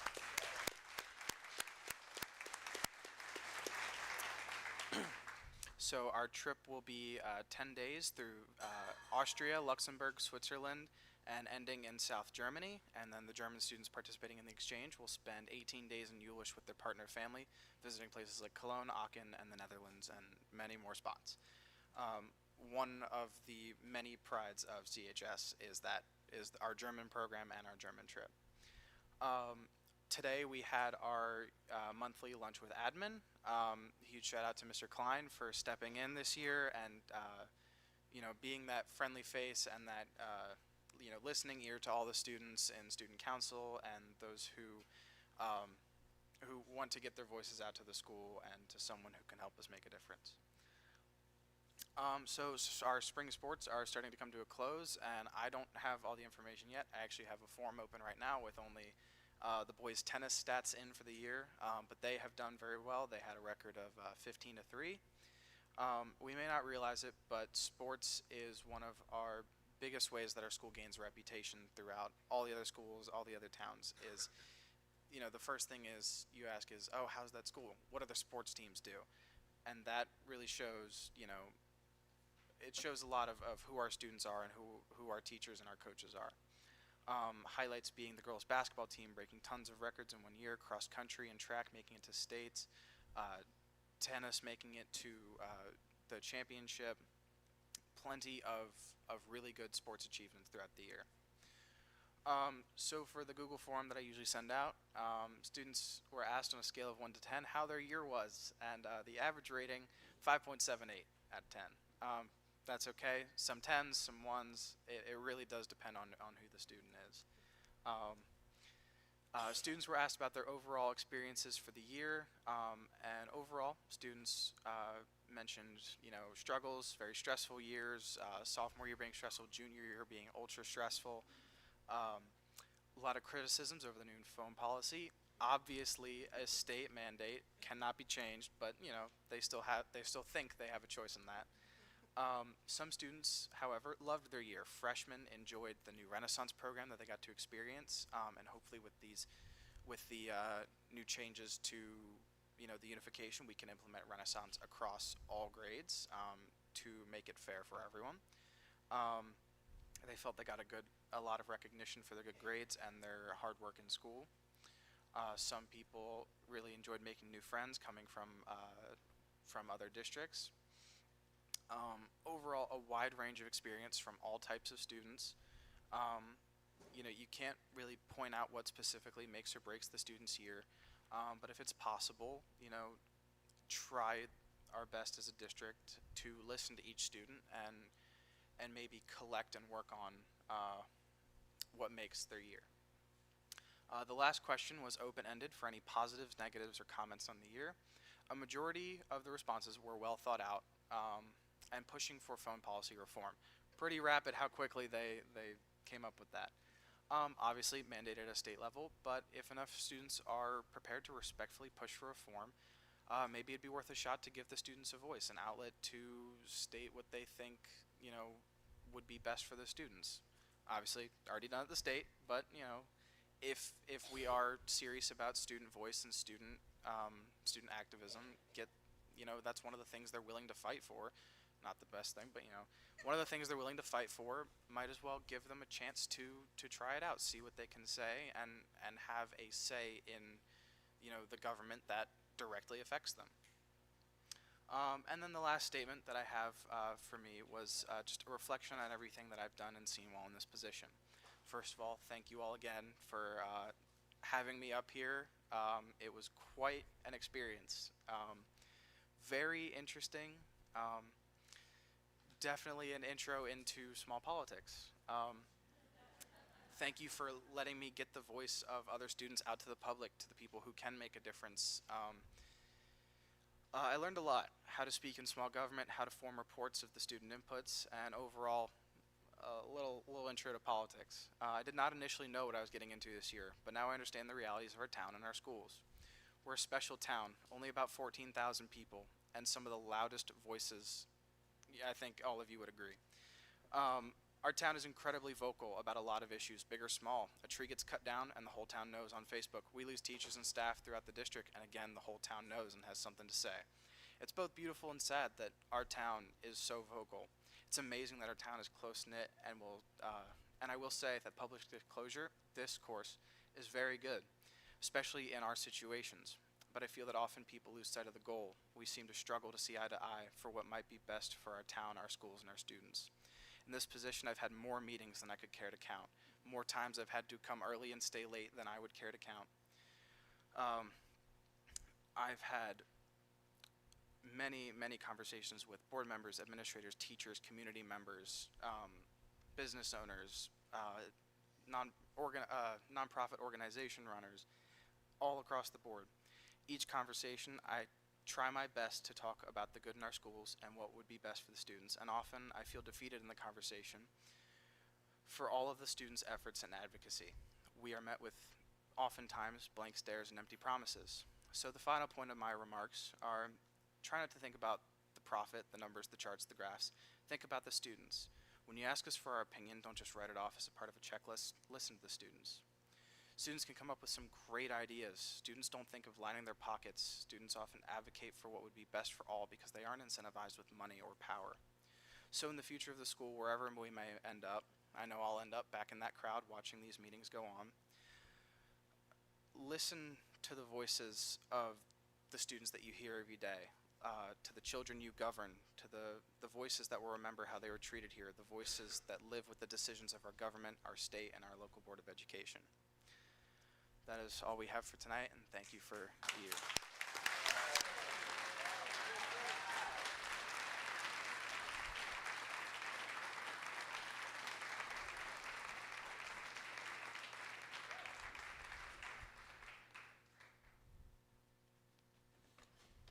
Are you sure you want to follow that? That was amazing. Thank you to our student reps. We really appreciate all you do and coming. I know tonight you mentioned that you might want to go out into the audience and be a participant, so you're welcome to leave the table. Thank you so much. We appreciate all your time. And we're going to move on to the superintendent's report.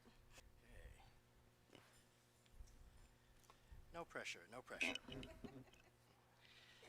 So section 8.01 is the enrollment report.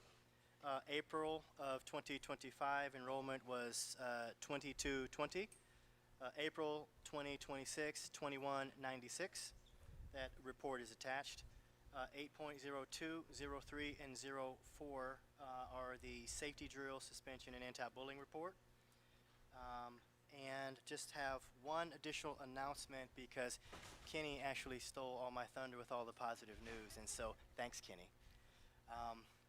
We forgot to mention and give kudos to our phenomenal softball team for back-to-back division championships, and so let's give them a round of applause.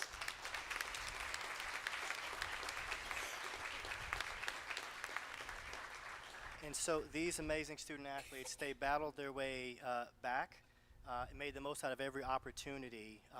And we're so incredibly proud of what, not only what they do on the field, but what they also do off the field. And so which includes mentoring younger students, doing fundraisers to be able to support their schools, and then being a really positive, productive presence both on and off campus. Setting a really positive example of what it truly means to be a student athlete. And so just wanted to give them their flowers and recognize them. And that concludes my report. Thank you. Okay, so we are going to move into our public comment section of the evening. So for the public comment section, please stand, state your name and address, and keep your comments to 3 minutes or less. Ms. Coleman, are you able to keep time for us, please? The public is reminded to resolve all concerns and complaints that should first go through appropriate staff members and administrators.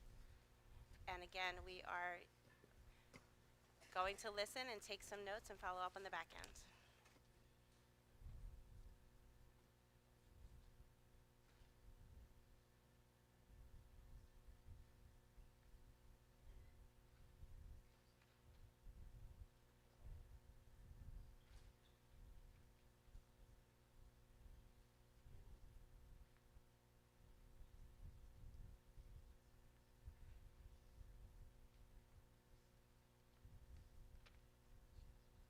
Very close.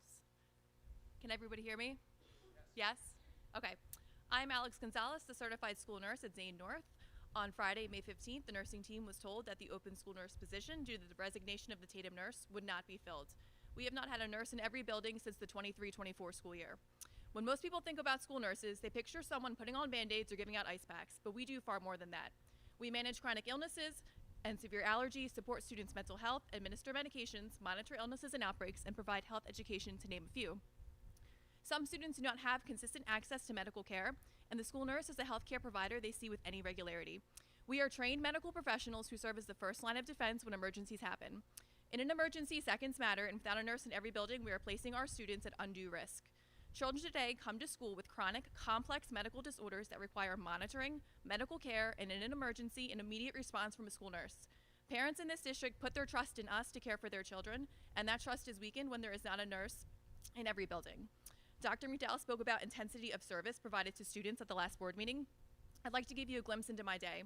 My daily medication schedule at Zane is as follows. I'm at 8:30, 9:30, 10:30, 11, 11:30, 11:50, 12:20, 12:30, 1 o'clock, and 2:30. I care for a diabetic student and a student who receives their hydration and nutrition via a G-tube. I care for a student with refractory epilepsy who needs their rescue medicine at the onset of a seizure. Add in visits for illness, injury, and mental health, and you can see how busy my office is. Year to date, I have had 4,175 visits. CHS has had 7,304. CMS, 7,223. Tatum, 5,282.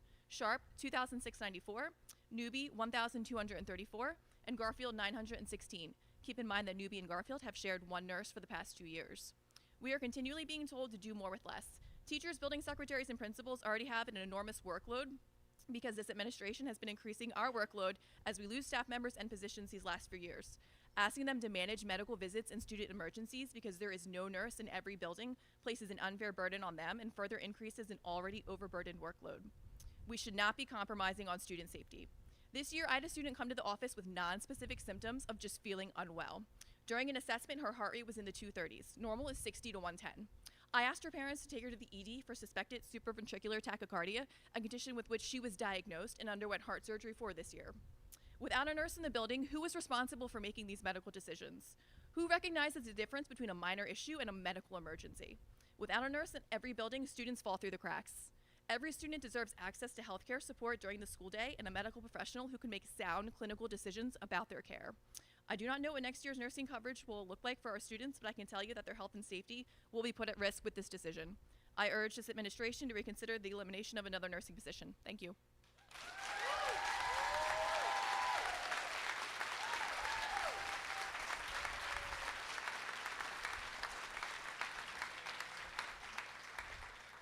That's going to be hard. So I'm Haram Badaloni. I am actually, so my address is 229 Manheim Ave, Oakland. I am the preschool nurse for CECC and Parkview. So I am speaking tonight only, not for myself, but the rest of the amazing school nurses in the district. And for the students and staff that needs are becoming harder and harder to safely meet because of the continued nursing shortages and lack of support. Right now, many nurses in the district are being pulled between multiple schools across the district due to lack of substitute nurses and the loss of our Tatum nurse position and our Garfield nurse position. These are not minor needs. These are students that have serious medical conditions who require skilled nursing care, close monitoring, emergency planning, and immediate response when something goes wrong. When one nurse is expected to cover multiple buildings, student safety suffers. There is no way around that reality. In elementary preschool settings especially, many children cannot verbalize symptoms or explain when they are in distress. Some of our youngest students and babies in my schools require, tube feedings, seizure monitoring, asthma, diabetic management, emergency medications, behavioral, cardiac support, and care plans for life-threatening allergies that some of these little ones don't even know they have yet. These are responsibilities that are required trained medical professionals, not coverage gaps, delays, or improvised solutions. As the preschool nurse for Parkview and CEC, I am also routinely expected to cover all Zane, Sharp, Garfield, and Tatum when the district is short-staffed on nurses. This, as well as the other nurses in the district, are pulled to help. Like the other day, I was pulled to Tatum, and the middle school, high school nurse are coming to cover my buildings, and the sharp nurse covers my buildings. And they see 100 to 150 students a day in middle school, high school. So my buildings, not only they're covering that, they're covering my buildings, and I'm at Chatham. In addition to covering multiple buildings, I'm responsible for managing all preschool, kindergarten, and CST registration, medical charts, and documentation. The nurses are maintaining accurate medical records, reviewing health histories, and ensuring compliance with medical plans and state requirements. Just this past week, during which it had been a normal day covering only my 2 buildings, I had to run back and forth between Parkview and CECC 5 times last Friday. In addition to my regular responsibilities, nurses throughout the district are frequently pulled from their assigned schools whenever a substitute nurse cannot be found for an absence, which is often. The district currently does not have enough substitute nurses or full-time nurses. As a result, nurses are stretched across multiple buildings. And this issue extends to preschool, elementary, and high school, of course, and deserve Thank you, immediate Ms. access to Badaloni. I'm sorry to cut you off, but Oh, your time is up. is Thank it? you. Okay. I'm Yeah, sorry. that's But the okay. current system's not sustainable and places both student and safety and nurse licensure at risk. Thank you. Thank you.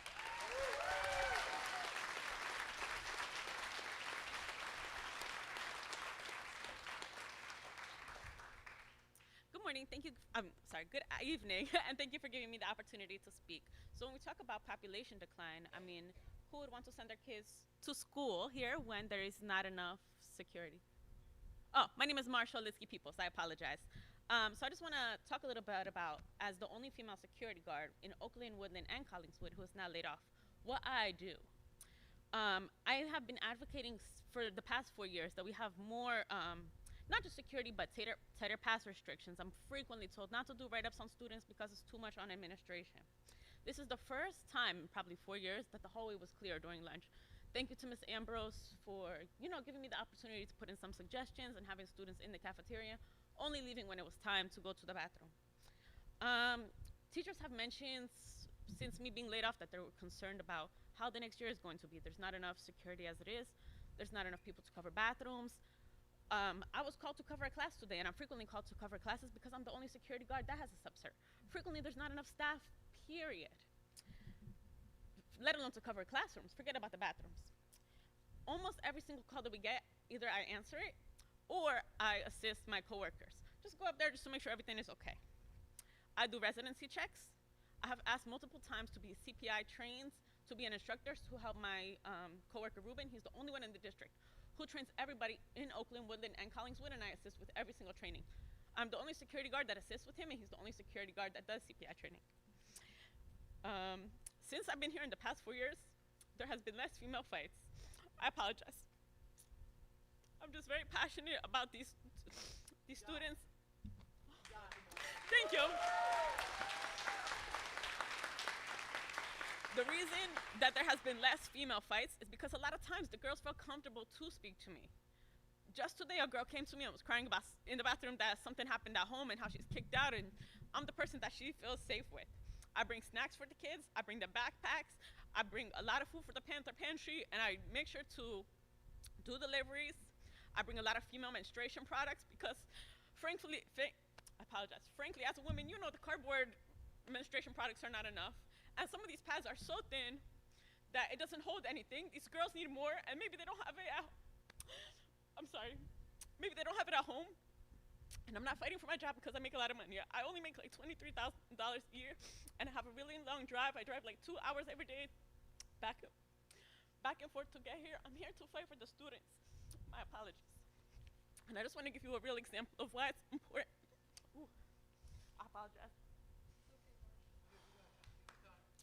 Why it is important to have a female security guard. Earlier this year, this girl came up to me and she told me that these boys were making very inappropriate sexual comments to her, to a point that she was suicidal. I brought it to an administrator. I started the HIB investigation, and I was told to pass it to one of my male coworkers. This girl has a history of sexually abuse and trauma in her life, and she didn't feel comfortable talking to a man, frankly, because who wants to talk to a man about such sensitive topics? I've done it in the middle school as well. I do the HIB investigations in the middle school, and I assist in middle school and high school. I'm the only one trained to do both.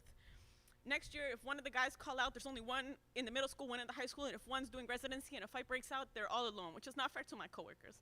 But this girl felt uncomfortable reporting this sexual comments in front of this man. She retracted what she said, and she said she doesn't want to speak. Later that day, maybe a day or two later, I found her curled up in a fetal position during lunch next to the gym. She was hiding, and she told me, you know, she can't take it anymore, so I made a comment to her during lunch, and she just wants to go home. And she wants to kill herself. I brought her to the counseling office, and everyone was busy, so I sat with her from the end of lunch until the end of the day, when finally her counselor was available. And then 15 minutes after bringing her to her counselor, I was called to take her to the bathroom and wait in the bathroom with her to make sure she doesn't do anything while she's using the bathroom. Next year, if I'm not here or you don't hire another female security guard, you're putting these students at risk. And frankly, I believe that's why a lot of people don't want to send their kids. They don't feel safe to send their kids. Thank you for your time.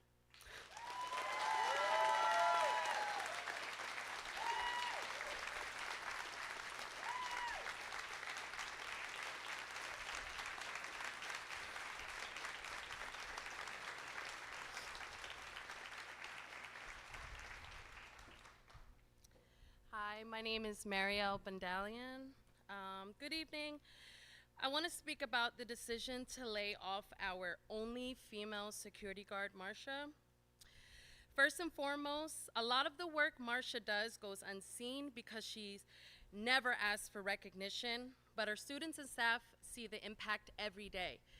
Even with a long-hour commute and limited hours, she is always the first person to respond when help is needed. Marsha brings in backpacks, feminine hygiene products for students in need. She mediates conflicts before they become fights, and she creates a safe space for female students who are uncomfortable speaking to admin or older male security guards. There was even a situation, and she just mentioned it, where a female student specifically wanted to speak to Marsha because she felt comfortable and safe with her, but unfortunately, Marsha was told not to handle her case. That student later struggled seriously with thoughts of self-harm. This could have been avoided had we let the one person many of our students run to for help, help them. And I'm not saying one person can fix everything, but having trusted adults like Marsha, students feel safe opening up to can make a real difference. In fact, this year is the first year in a really long time where we have had the least amount of fights, and that's solely due to the incredible work of Marsha. She doesn't just take security calls, she builds genuine relationships with our kids to the point where they run to her for guidance. Not to sound cliche, but she is truly the eyes and ears of our hallways. I ask the board to seriously consider what our students will lose by removing someone who has quietly done so much for the school community. Thank you.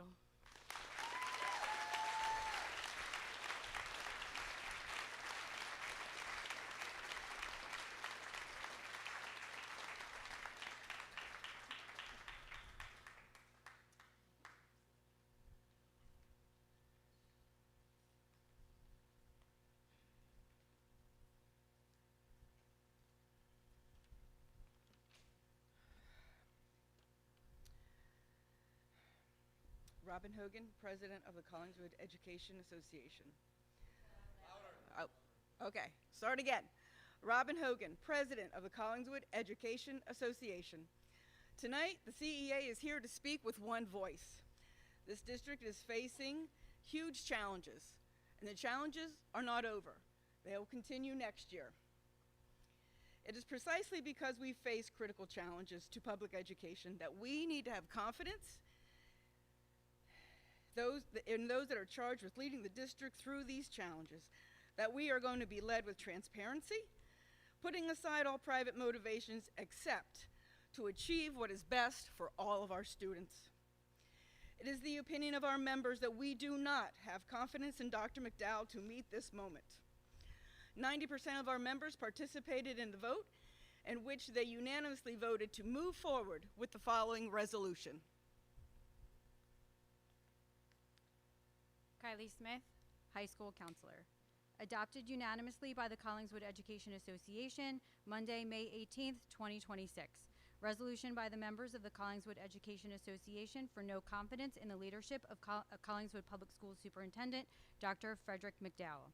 Whereas the Collingswood Education Association is a union of nearly 230 members working in the Collingswood School District across a variety of jobs, including classroom teachers, nurses, school counselors, child study team members, librarians and media specialists, athletic trainer, instructional assistants, and office service personnel such as administrative assistants.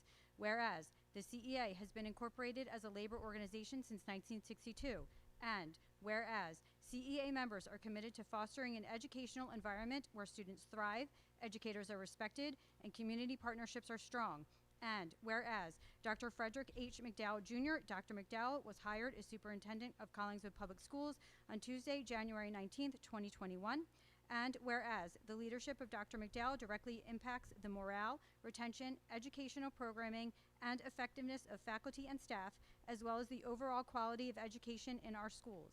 And whereas, under the leadership of Dr. Frederick H. McDowell Jr., the Collingswood Public School District has experienced a troubling pattern of staff turnover, particularly in veteran teachers, which jeopardizes the consistency and quality of student learning. Since his tenure began, there have been resignations and early retirements of over 150 staff members. A noticeable decline of staff morale, as confirmed by numerous CEA members and student representatives to the Collingswood Board of Education. A failure to address legitimate concerns raised by the faculty regarding morale, workload, and working conditions. Grievances filed by the CEA for the first time in several years, some 10 grievances to date. Lack of transparency regarding fiscal decisions that directly affect classroom resources and staffing. A failed bond referendum that was taken before the community without input from CEA members, resulting in the loss of critical time, effort, and resources.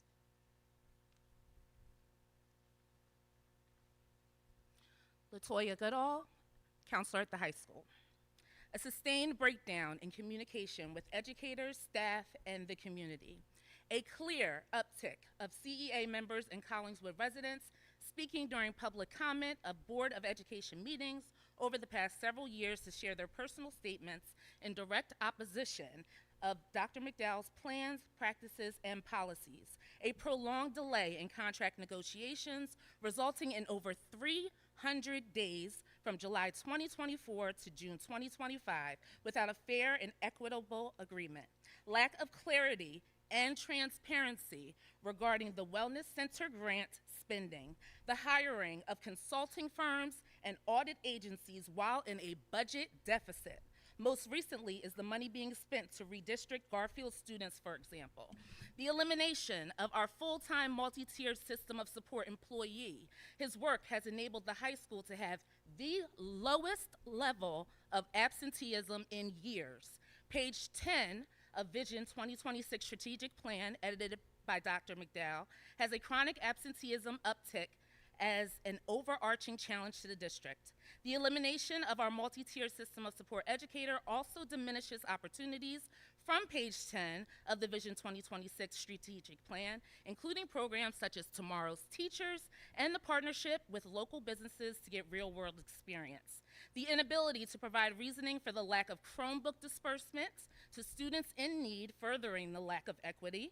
Dr. McDowell dissolved the Secondary Equity Council without explanation to the members who put in hours of unpaid labor, lack of a clear plan to address the needs of our special education population due to the budget cuts, failure to prioritize timely communication when faced with potential budget deficits, failure to maintain strengths identified in his Vision 2026 Strategic Plan by W.H. Adams and Associates, edited by Dr. McDowell, June 2022.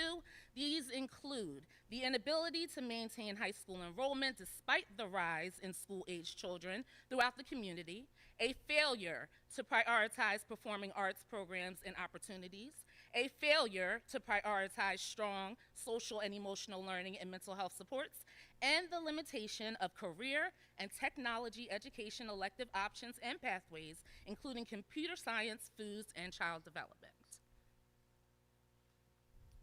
Kevin Adams, High School Counseling Department. Whereas CEA members understand the severity of this decision and did not arrive at it hastily, and whereas our students deserve better. Now, therefore, it be it resolved that members of the Collingswood Education Association hereby express no confidence in Superintendent Dr. Frederick H. McDowell, Jr., citing a consistent failure to lead collaboratively, ethically, and effectively in a way that will support the future of our educational system. And be it further resolved that CEA members implore the Collingswood Board of Education to provide Dr. McDowell with the appropriate rights notice and release him of his duties as per Article 9 of his contract with the board, and be it further resolved that this resolution be formally communicated to the Collingswood Board of Education, shared with the wider school community, and submitted to appropriate media outlets and educational partners to raise awareness of the urgent need for a change in the leadership direction of our school district. Thank you.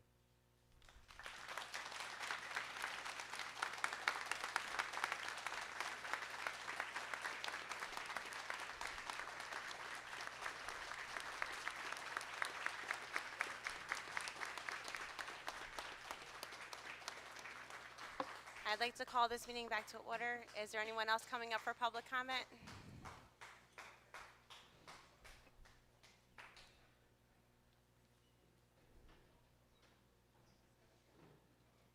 Sorry, I have my speech on my phone. You want to give it a second so I can hear you? Yeah, give it 2 seconds.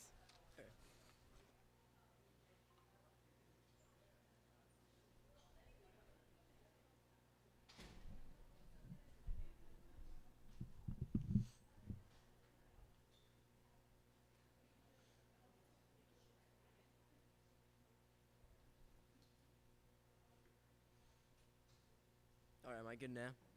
All right. Good evening, board. I'm Maxwell Mullen. You might remember me from 2 months ago when I came to you guys about computer science.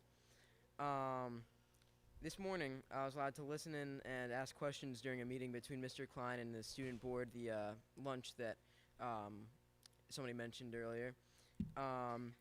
And I asked the question about if computer science coming back next year was possible. And he said that it was very unlikely. And I do understand how difficult it is to find a teacher for a specialized curriculum, but it has been 2 months, and there are still multiple months until the next year. Another thing Mr. Klein said is that we already have the model for a curriculum and the resources for computer science. Like I said at the meeting 2 months ago, computer science is an essential course for practically any STEM career in the modern day. Every year that you wait is another year, is another student's future hindered, basically, because, every year that we wait and that they don't have a computer science program, they are set back from other students that are candidates for going to that same college. I also feel that much of the progress that has been made for any topic such as this has been very behind closed doors and just hard to access publicly. We don't really get progress reports is essentially what I'm saying. So if there's any way that there could be progress reports issued out during these meetings towards issues that have been brought up previously, that would be amazing. Thank you.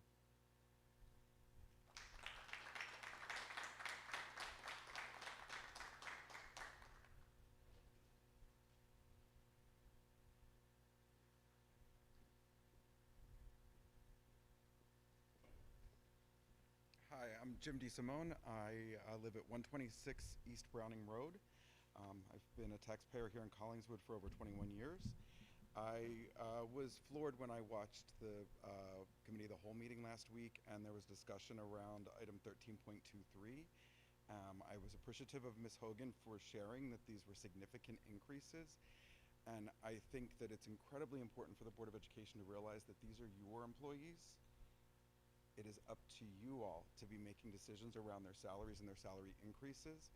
You should not have been finding out about significant salary increases at a meeting. That should have been information that you were all aware of ahead of time. You should have taken part in the process of negotiating those.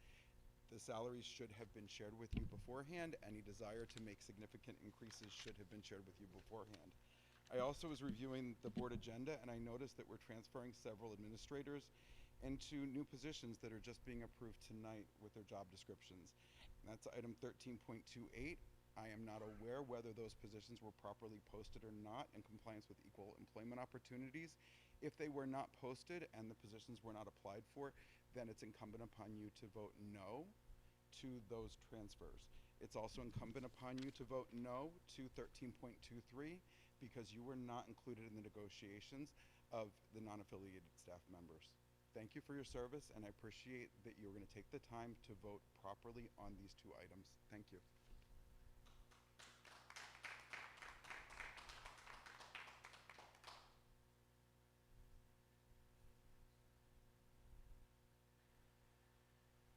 Okay. So do I have to formally, publicly acknowledge the resolution from the CEA? Do I have to do anything with that?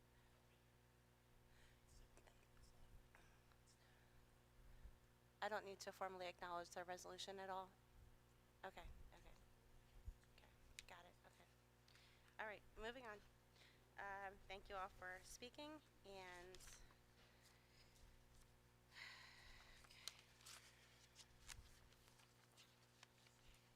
where am I? Okay. We're going to go to section 10, the Business Administrator Board Secretary report. All right, item 10.01 is listing of your April 2026 monthly transfers. 10.02 is the Board Secretary Treasurer's report and cash flow analyses. 10.03 is your student activity cash report. 10.04 is the food service financial statement for the month of April. 10.05 are the purchase orders that have been issued during the month of May, and in 10.06 are the warrants that will be paid tomorrow morning, pending approval this evening. With that, I'll run right into section 11. So item 11.01 through 11.08 are those items that I just mentioned. 11.09 is approving the 2026-2027 tax remittance schedule. Excuse me. And that is already the tax schedule has already been signed by the borough, so this remittance schedule will be sent tomorrow. Item 11.10. This is a resolution that has come in from New Jersey School Boards Association. I believe most school districts in the state will be adopting it, but it's just imploring the governor and the legislature to do something about the rising costs of health care that are being passed down to school districts and then ultimately passed on to taxpayers.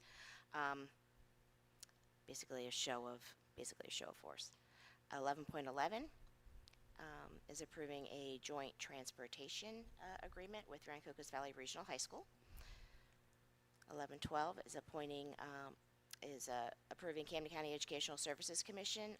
They do a lot of our special ed transportation, vocational transportation, and they help with CST evaluations as needed. 11.13 is a listing of all of the 25-26 out-of-district placements, both special ed and tech school. 11.14 is approving the Breakthrough Coach. They're going to provide consultant services, basically professional development, to all of the Collingswood administrators, their administrative assistants, and some neighboring districts. That's going to take place on June 29th and June 30th. 11.15 excuse me, is an addendum with ESS. ESS is our provider of our outsourced instructional assistance, so this is an addendum, and the rates are attached to the agenda. 11.16 is a shared service agreement with the Borough of Oak Lynn in the amount of $40,000 for trash removal.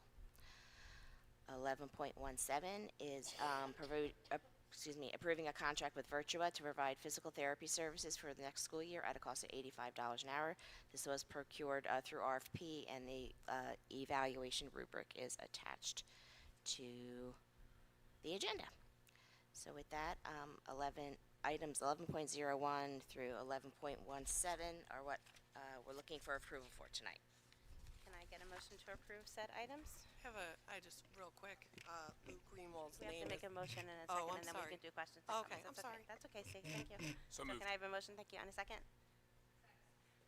Questions or comments from board members? I do. It's Lou Greenwald's name is spelled wrong in the resolution. Thank you, I'll fix it. Okay. I had the wrong one. I'll quit right now, excuse me. I just just want to say thank you for updating 11.13 to reflect a little bit more broad, so thank you for changing that.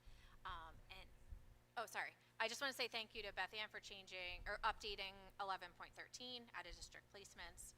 And I also kind of just wanted to make a real quick comment for anybody that's watching for 11.14, that money is pooled admin, what is it? What am I Yeah, it's in the looking- it's in the professional PSA development. contract, Yes, right? They each because get an when I allotment. first looked at that, I said, oh, that's a lot of money, and you explained it very well last week, so it's a pool of professional development money that, just so people understand. Thank you.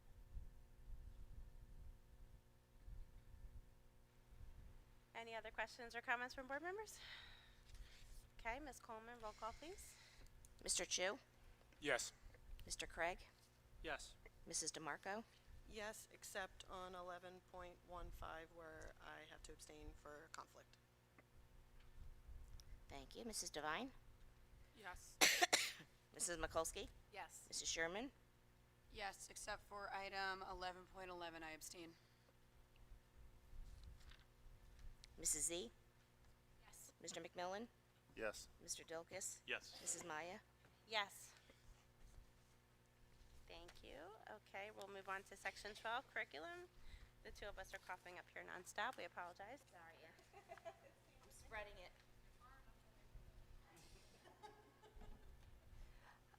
Good evening again. Items 12.02, 12.03, and 12.04 are some remaining field trips for the conclusion of this school year. As I shared at committee last week, item 12.03 states none at this time for middle school, but please note if you are here tonight or listening at home that doesn't mean that there aren't any field trips happening at the middle school, but rather usually starting in January, February, schools are submitting all of their field trips for the spring field trip season. And so I just wanted to note that to ensure that everyone knows there are, if you look back at the first or second page of the agenda, you'll see all of, 30 items long events and happenings at the end of the school year here. So many festivities and activities happening at all of our buildings through the end of the year. Item 12.05 is one approval for a medical home instruction placement. Okay, thank you, Ms. Hal-Turner. Can I get a motion to approve items 12.01 to 12.05? So moved. And a second?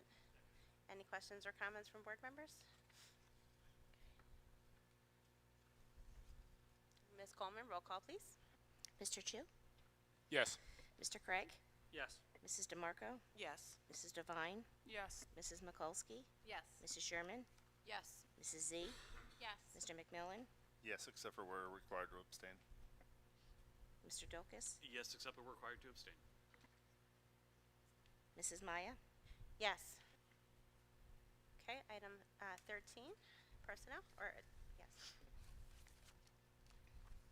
All right, here we go. Item 13.01 is a listing of substitutes and tutors. 13.02 is travel expense form for May 2026. 13.03 is approving Jennifer Entwistle, long-term sub replacement teacher at Collingswood Middle School.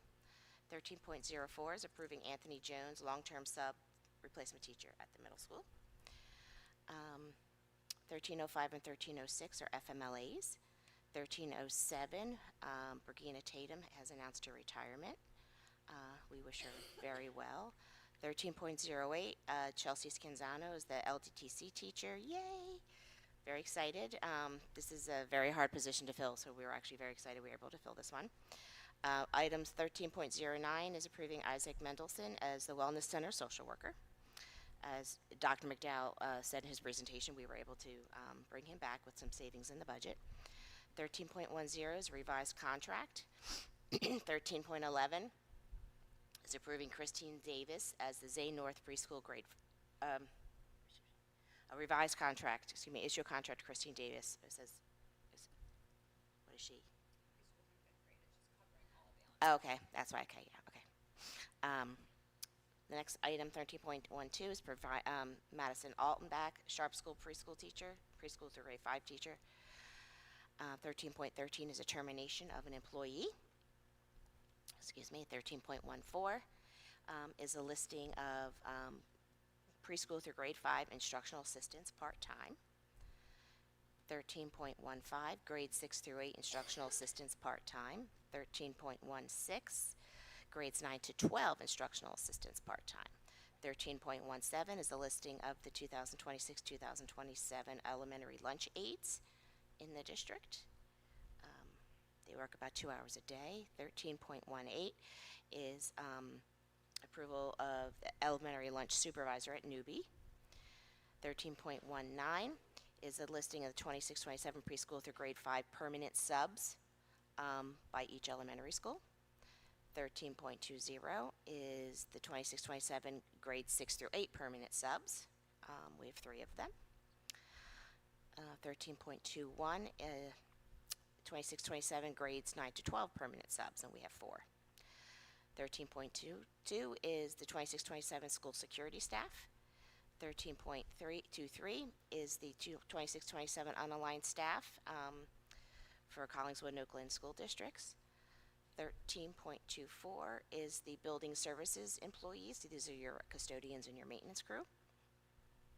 13.25 is the county contract approval submission for both Meredith and I.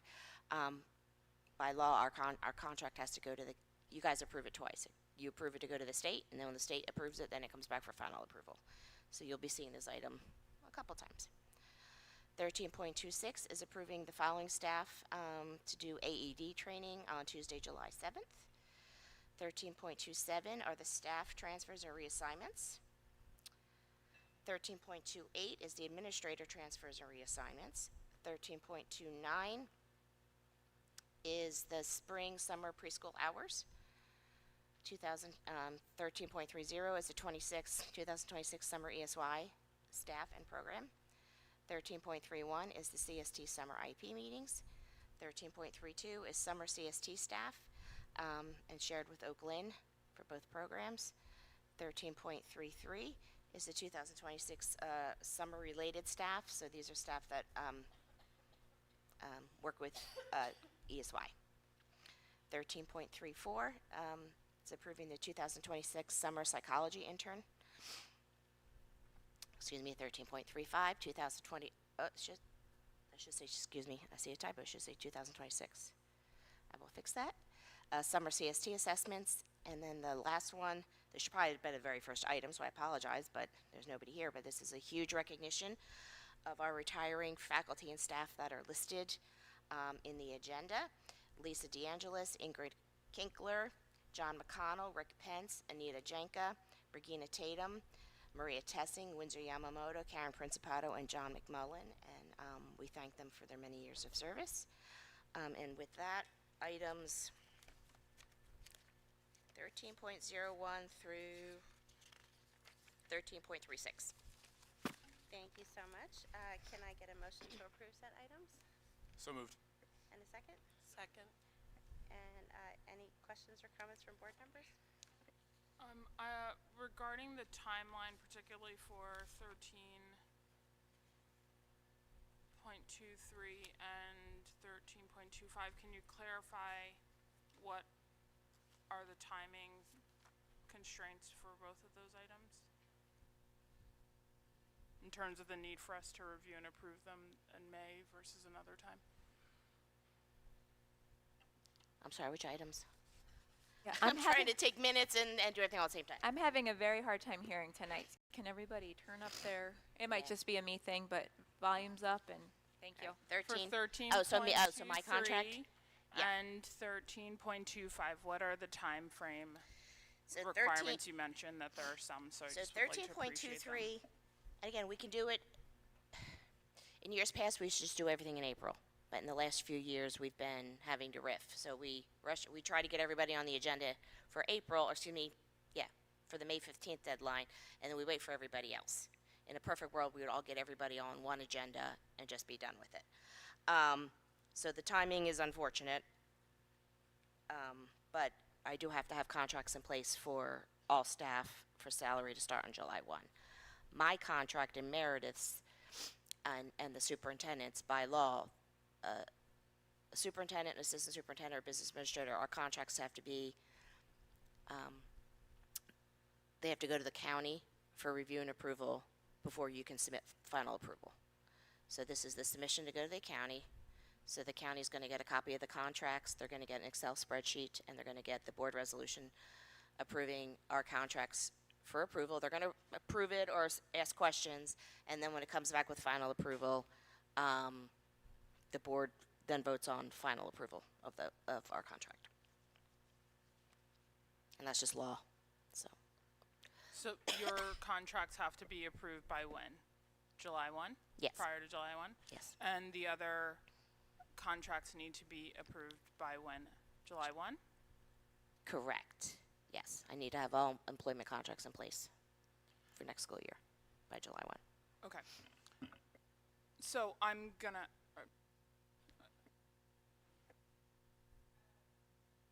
I just have one comment. I just would like to congratulate the staff that's being recognized that served a long time in our schools, and we appreciate all that you've done, and I just want to give them a shout out quickly before we move on.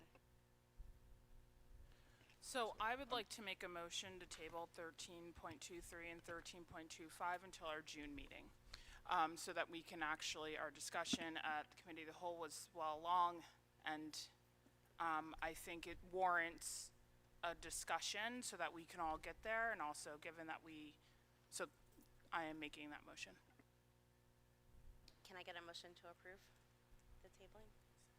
Oh, can I get a second? I'm sorry. I'll second that. Okay. Ms. Coleman, roll call, please. So I have a statement about the motion now being considered, which is that we had an executive session discussion about this item. Ms. Coleman also sent out an additional explainer to the entire board this weekend. I don't agree with this motion at all. I think that we need to take a vote on this item. It is easy for us to target the pay of a few staff members who are not represented by a union because of whatever appearances we believe that is. But what we have essentially in front of us is we've already passed our balanced budget. In it, our administration has worked to cut one of their positions to save an instructional assistant and then figure out a way in which to redistribute that work. We're talking about a list here that includes our finance office, that includes our IT folks, that includes our payroll people, that includes our buildings and grounds folks. We like to say up here that we need help with IT, but really we're not willing to pay for IT support. We're in the midst of financial struggles, and we're saying let's kneecap our financial office. I mean, we've seen what happens there. In Montclair, just recently, they had to go out for a double referendum because their financial office seriously messed up, left their district in a multi-million-dollar hole. So they had to go out for a double referendum where only one piece of that passed, which was to close the hole, and the other piece to raise revenue for future failed. We're saying we're willing to risk the well-running of our business office because of appearances. That is the discussion that we had last week, and I very much so disagree with that. This again is one in a long line of continuing to pick and choose what parts of our school district are worthy of support and not worthy of support. It's continuing to pit different parts of our school district against each other, rather than us as a board doing our duty to figure out how to raise revenue for our districts. That's our responsibility. And if we're going to sit here and vote no on these pieces and pass the buck and say, great, now, Ms. Coleman, you have to go back and explain to your staff how the plan that we figured out to make this work got voted down by the board. That's just us bucking our responsibility. So, Mr. True, respectfully, tabling it to June is not saying no. It is asking for time for us to have a conversation around parity across all roles. I'm not undervaluing or diminishing the value in anyone in this list. I think it is, as we discussed, it was not that my particular view, so let me be really clear, is about how are we having a conversation, because as you just said, that we are having a discussion. We did not have a discussion of what was presented. We simply responded to it.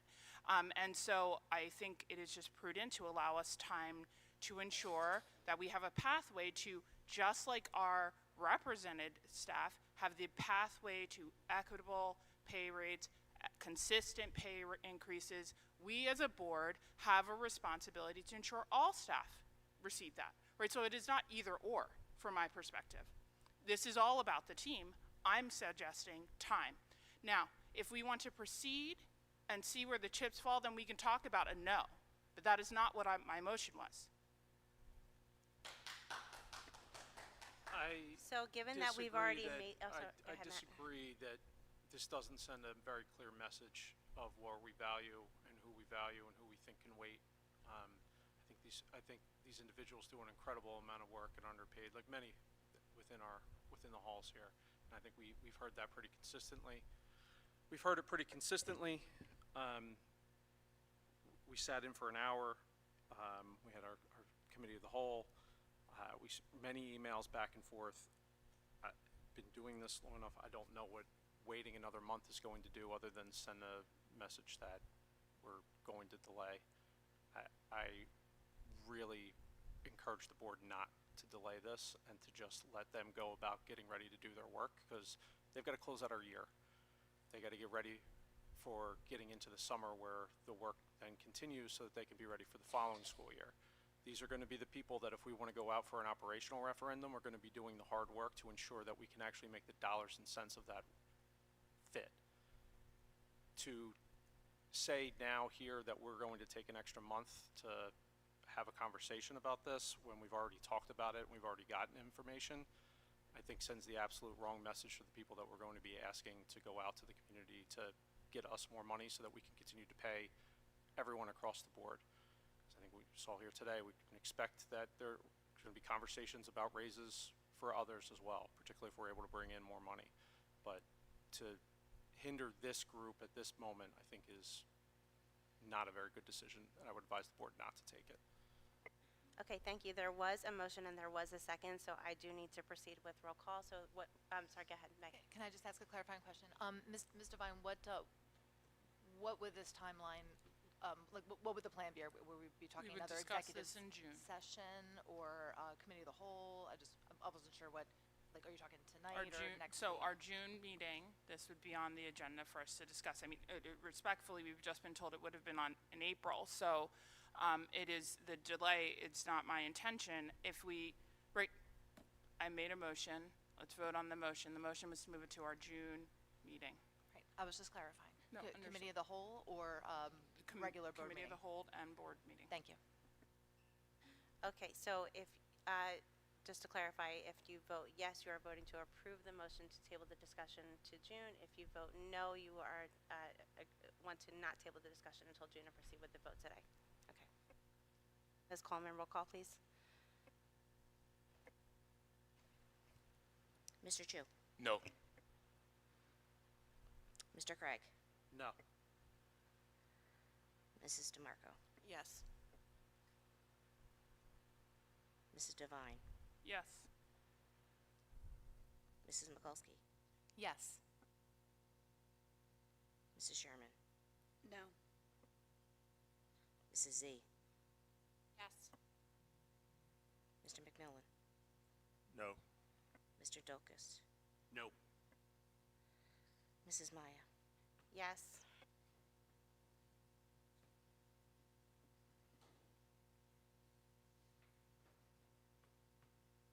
We're split.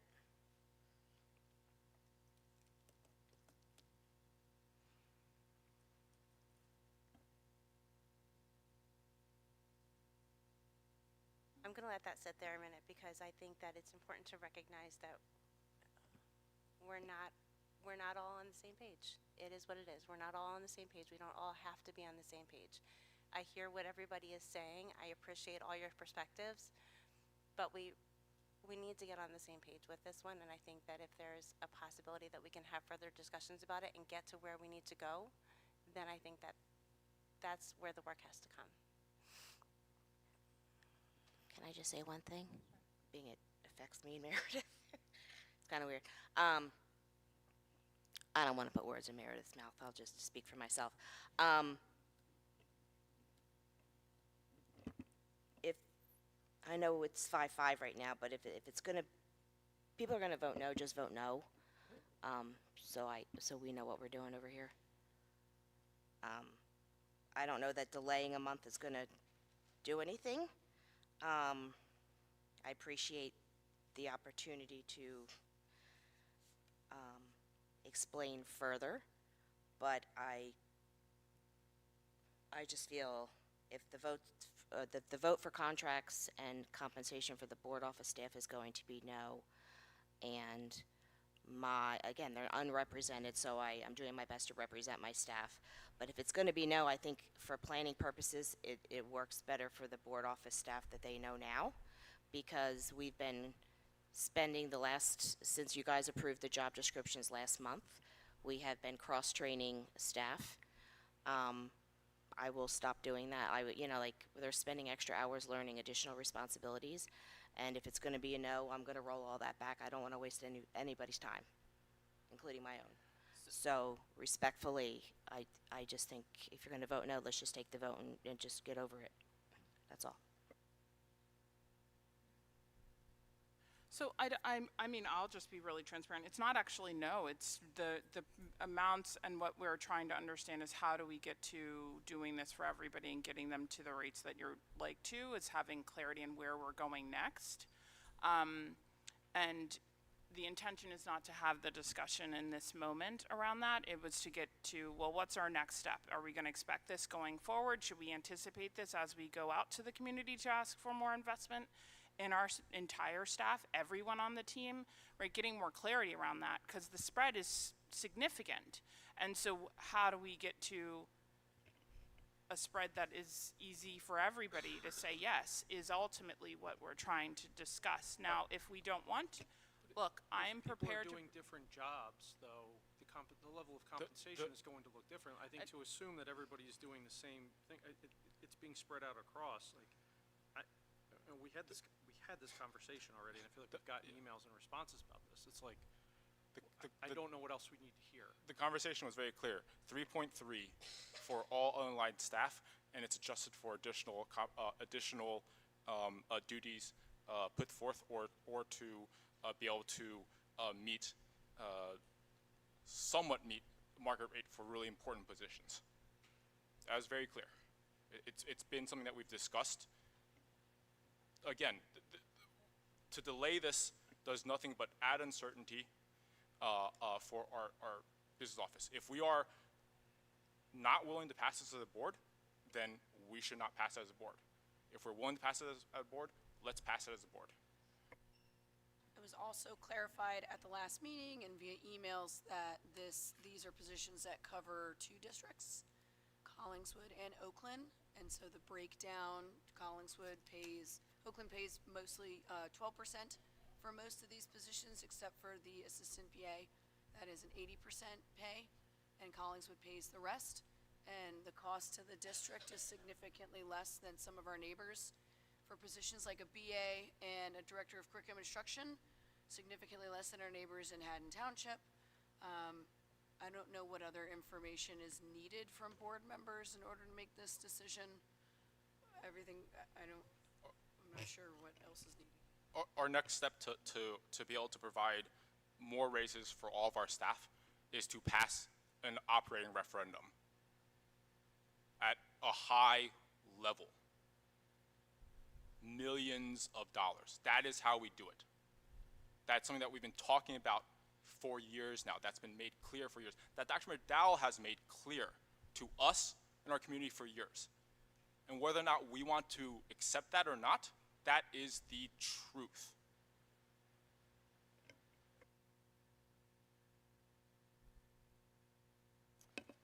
I would just add, and like Beth, I won't speak for Beth Ann, but I will speak for myself, which is to say that I would, if you're intending to vote no on 3.25 tonight or in 1 month's time, I think I would respectfully request that you do that this evening, as I would need to be immediately finding and seeking other employment if there is a no vote on my contract tonight, which of course I would understand and is within your right, but I would request that you do that as soon as possible.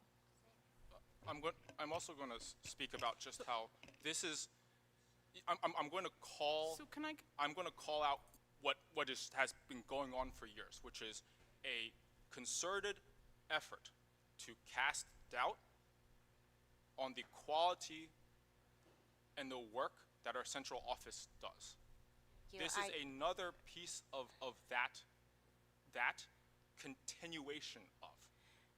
And Mr. again, Chu. it is just putting different parts of our district against each other rather than having us as a board recognize, acknowledge, and work towards a real solution, which is to raise revenue I'm going to call for this district. I'm going to call for a recess. So let's take a 5-minute break and then we'll come back. Okay? I think, what's that? That's like a motion for recess? Yes, I'll make a motion to a recess. Can I have a second? And then a second. Second. All in favor? Aye. Okay. Sorry, can you clarify how long?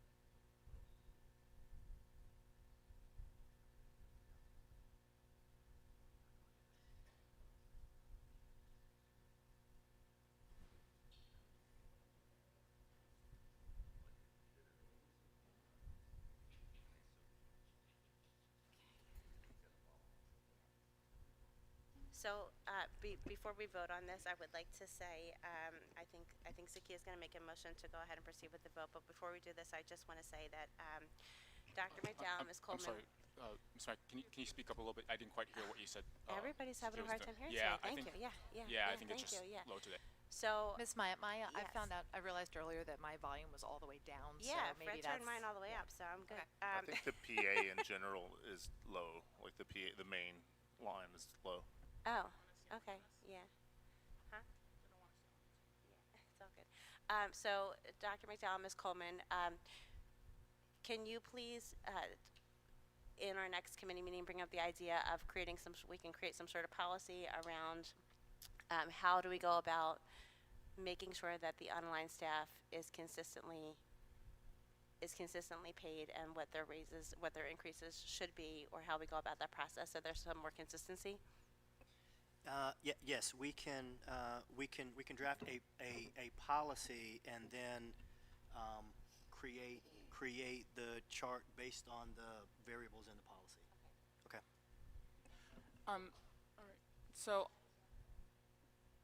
I'm going to make a motion to proceed with voting for 13.23 and 13.25. Second. Sorry, point of Okay, information. so I So actually can you- think we can you need to clarify go what back that and means? we need to go back and just approve all the items from Right, right. 13.01 to 13.37. Right, the motion failed. The motion failed. Right, so. right, right. So I guess there's no other No, motion. I was just codifying that we are. So, can I have a motion to vote for items 3.01 to 3.36? So moved. Yes. We're already okay, there. So, all right, Yeah, Ms. sorry. Coleman, roll call, please. Thank you. Can we just call the question? Yeah, go ahead. Can we call the Yeah. question, please?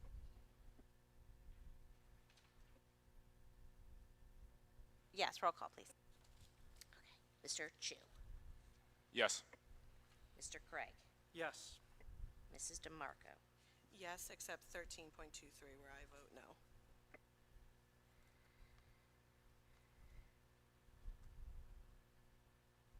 Mrs. Devine, Yes. Mrs. Mikulski, Yes, except for item 13.23, I vote no. Mrs. Sherman, Yes. Mrs. Z, Yes, except for 13.23 where I vote no. Mr. McMillan, Yes. Mr. Dilkus, Yes, except we're required to abstain. gotcha. Mrs. Maya, Yes, with the exception of 13.23 where I vote no.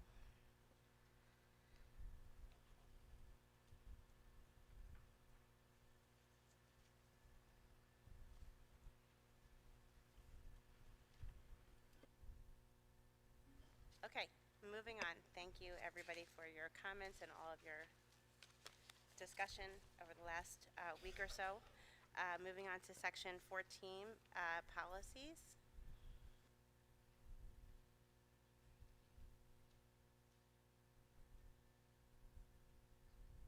All right, item 14.01.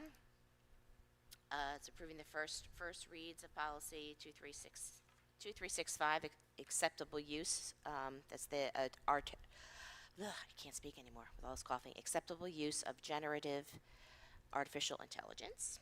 That was what Dr. McDowell was referring to in his presentation. And the first reading of policy 8461, and that's reporting violence and vandalism. That's a revised policy. 14.02 is the second read of policies 4352, 3362, and 2530. Once approved tonight, they will become policy. 14.03 is approving a revised regulation, Regulation 8461, reporting of violence and vandalism. That only requires one read. Once approved tonight, it will become a regulation. And that's it. Can I get a motion to approve items 1401 to 1403? So moved. And a second? Second. Ms. Coleman, roll call, please. Or questions or comments from board members? I'm sorry. I might be missing this, but 1403.03, does that have an attachment on it? Did I miss that? Yeah, I don't see anything in it.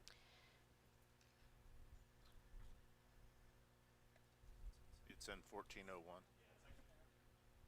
1403, the regulation? Yeah, the document's in 1401. It's in 1401. Oh, okay, thank you. Stacy, we'll make sure we move it to the right spot. Thank you.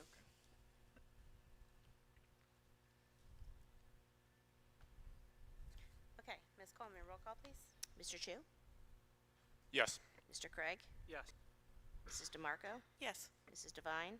Yes. Mrs. Mikulski? Yes. Mrs. Sherman? Yes. Mrs. Z? Yes. Mr. McMillan? Yes. Mr. Dilkus? Yes. Mrs. Maya? Yes. Moving on to section 15, miscellaneous. Anybody would like to report on that?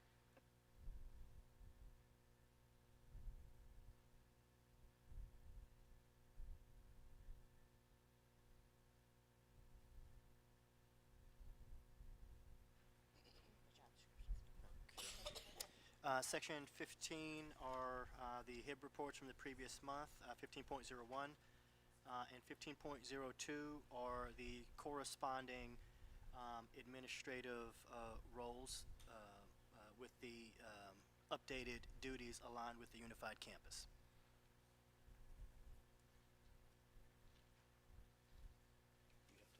I know. Can I get a motion to approve items 15, I'm sorry, where am I? Well, You're on 15, okay, you're there we go. 1501 to 1502, So moved. and a second. Second. Questions or comments from board members?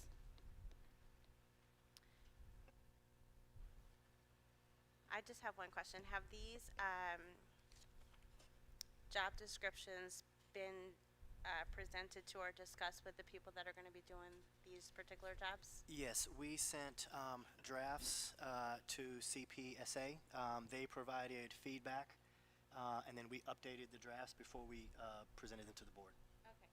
And so they're not new positions. They are existing tenured administrators that are being transferred into a new role. Okay, thank you. Any other questions or comments? No? Okay. Ms. Coleman, roll call, please. Mr. Chu? Yes. Mr. Craig? Yes. Mrs. DeMarco? Yes. Mrs. Devine? Yes. Mrs. Mikulski? Yes. Mrs. Sherman? Yes. Mrs. Z? Mr. McMillan? Yes. Mr. Dilkus? Yes. Mrs. Maya? I'm sorry. Yes. I cut you off. I'm sorry. Okay. Section 16, public participation. We had that last week at our committee of the whole meeting. So we'll motion to adjourn. Can I have a motion to adjourn? Ms. Maya, I'm sorry. I would like to be recognized to make a statement, please. There's a lot that went on tonight. You know, I would like to take a moment to urge us as a board to take responsibility for raising revenue for our district and for pushing back against a very easy but wrong method of just attacking our own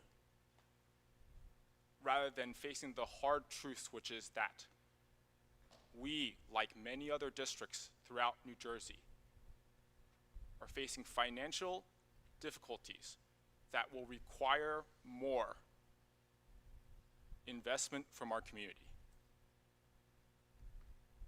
I've been up here almost 6 years, and I've seen consistently that there is an easy route for us as a board or for us as a community, which is to try to blame everything on one person, despite the fact that we've dug out of a pandemic, despite the fact that we are facing real financial struggles. I'm just going to go ahead and read off a list of articles I had prepared previously. Plainsfield Board of Education laying off nearly this is this year, by the way. Plainsfield Board of Education laying off nearly 60 employees. Middletown Board of Education laying off 40 employees, closing 2 elementary schools and raising taxes. East Brunswick proposing 6.16% tax increases, eliminating 10 staff positions, increasing student activity fees, and reductions in transportation options. Privatizing janitorial services for the coming school year.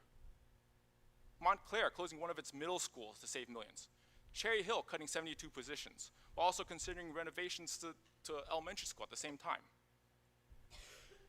Humdale School Board increasing average property taxes by 762 per year while cutting 33 positions. Washington Township cutting 52 positions. Westwood Regional Board of Education cuts 10 positions and raises taxes 6.7%. Bridgewater Raritan BOE proposing cutting 29 positions and along with a 3.23% tax increase.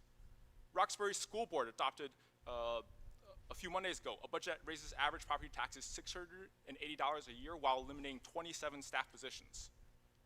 Right? This is a town where 65% of their property taxes goes to schools. Bernard's Township cut 25 to 30 jobs, new activities fees of $50 to $200, and a $489 tax increase. And that's one of the most wealthiest towns in New Jersey. West Milford closing second elementary school in 3 years. Red Bank Board of Education looking to raise taxes 9.52%. Edison Board of Education raising taxes by 12%. I'll just quote the retrospect. March 22nd, or 27th, 2026, front page, Collingswood Schools proposes Garfield closure, staff cuts, tax hike. Township schools face $1.3 million gap as health costs surge. Heights School tax up 6.93% as aid falls and health costs jump. Barrington sets school calendar, tentative budget with 5.99% tax hike. I can go on and on and on and on. And the reason why I say this is to say that we have real structural issues that we have to have the guts to face. We have to have the guts to go out and ask our community, the voters, to raise revenues so we can pay our staff, so we can bring back services. We cannot be caught trying to destroy our own rather than actually putting forth real solutions. This past contract negotiation cycle with the CA, we passed the highest raise they've seen since I could research. I was really proud to have had a chance to work with Dr. McDowell on that. But I was also very clear that when we did so, we would have to raise revenue to pay for that. If we want to continue to provide higher and higher salaries for our hardworking staff,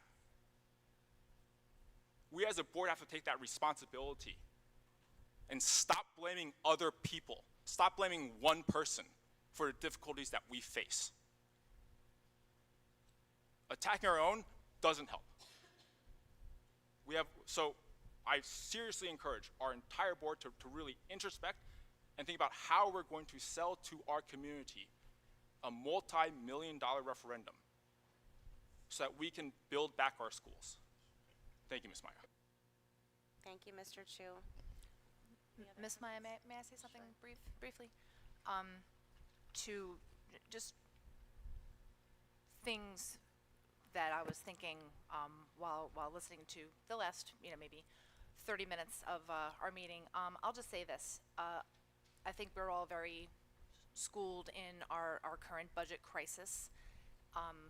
We've been talking about it for months, years, and I would just respond that, there are things that we can control right now, and there are things that we cannot control, and there is advocacy, and there are all the things that so many people are doing, which is extremely important. But one of the things we can control right now is how we spend the money we do have.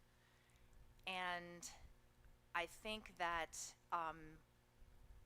an operating referendum, which we will be asking voters to approve, I think we also need to control whether or not we take the concerns of the community into account when we go to them, because they're going to be the ones that we're asking to vote yes on something like that. So we need to listen to all sides, including the people that we are going to be going and asking for additional tax raises. And if we don't listen to those concerns as well, then I think it's going to be a very hard sell, and I think we need to keep that into account as well. Thank you, Ms. Mikulski. Can I please have a motion to adjourn the meeting? So moved. And a second? All in favor? Aye.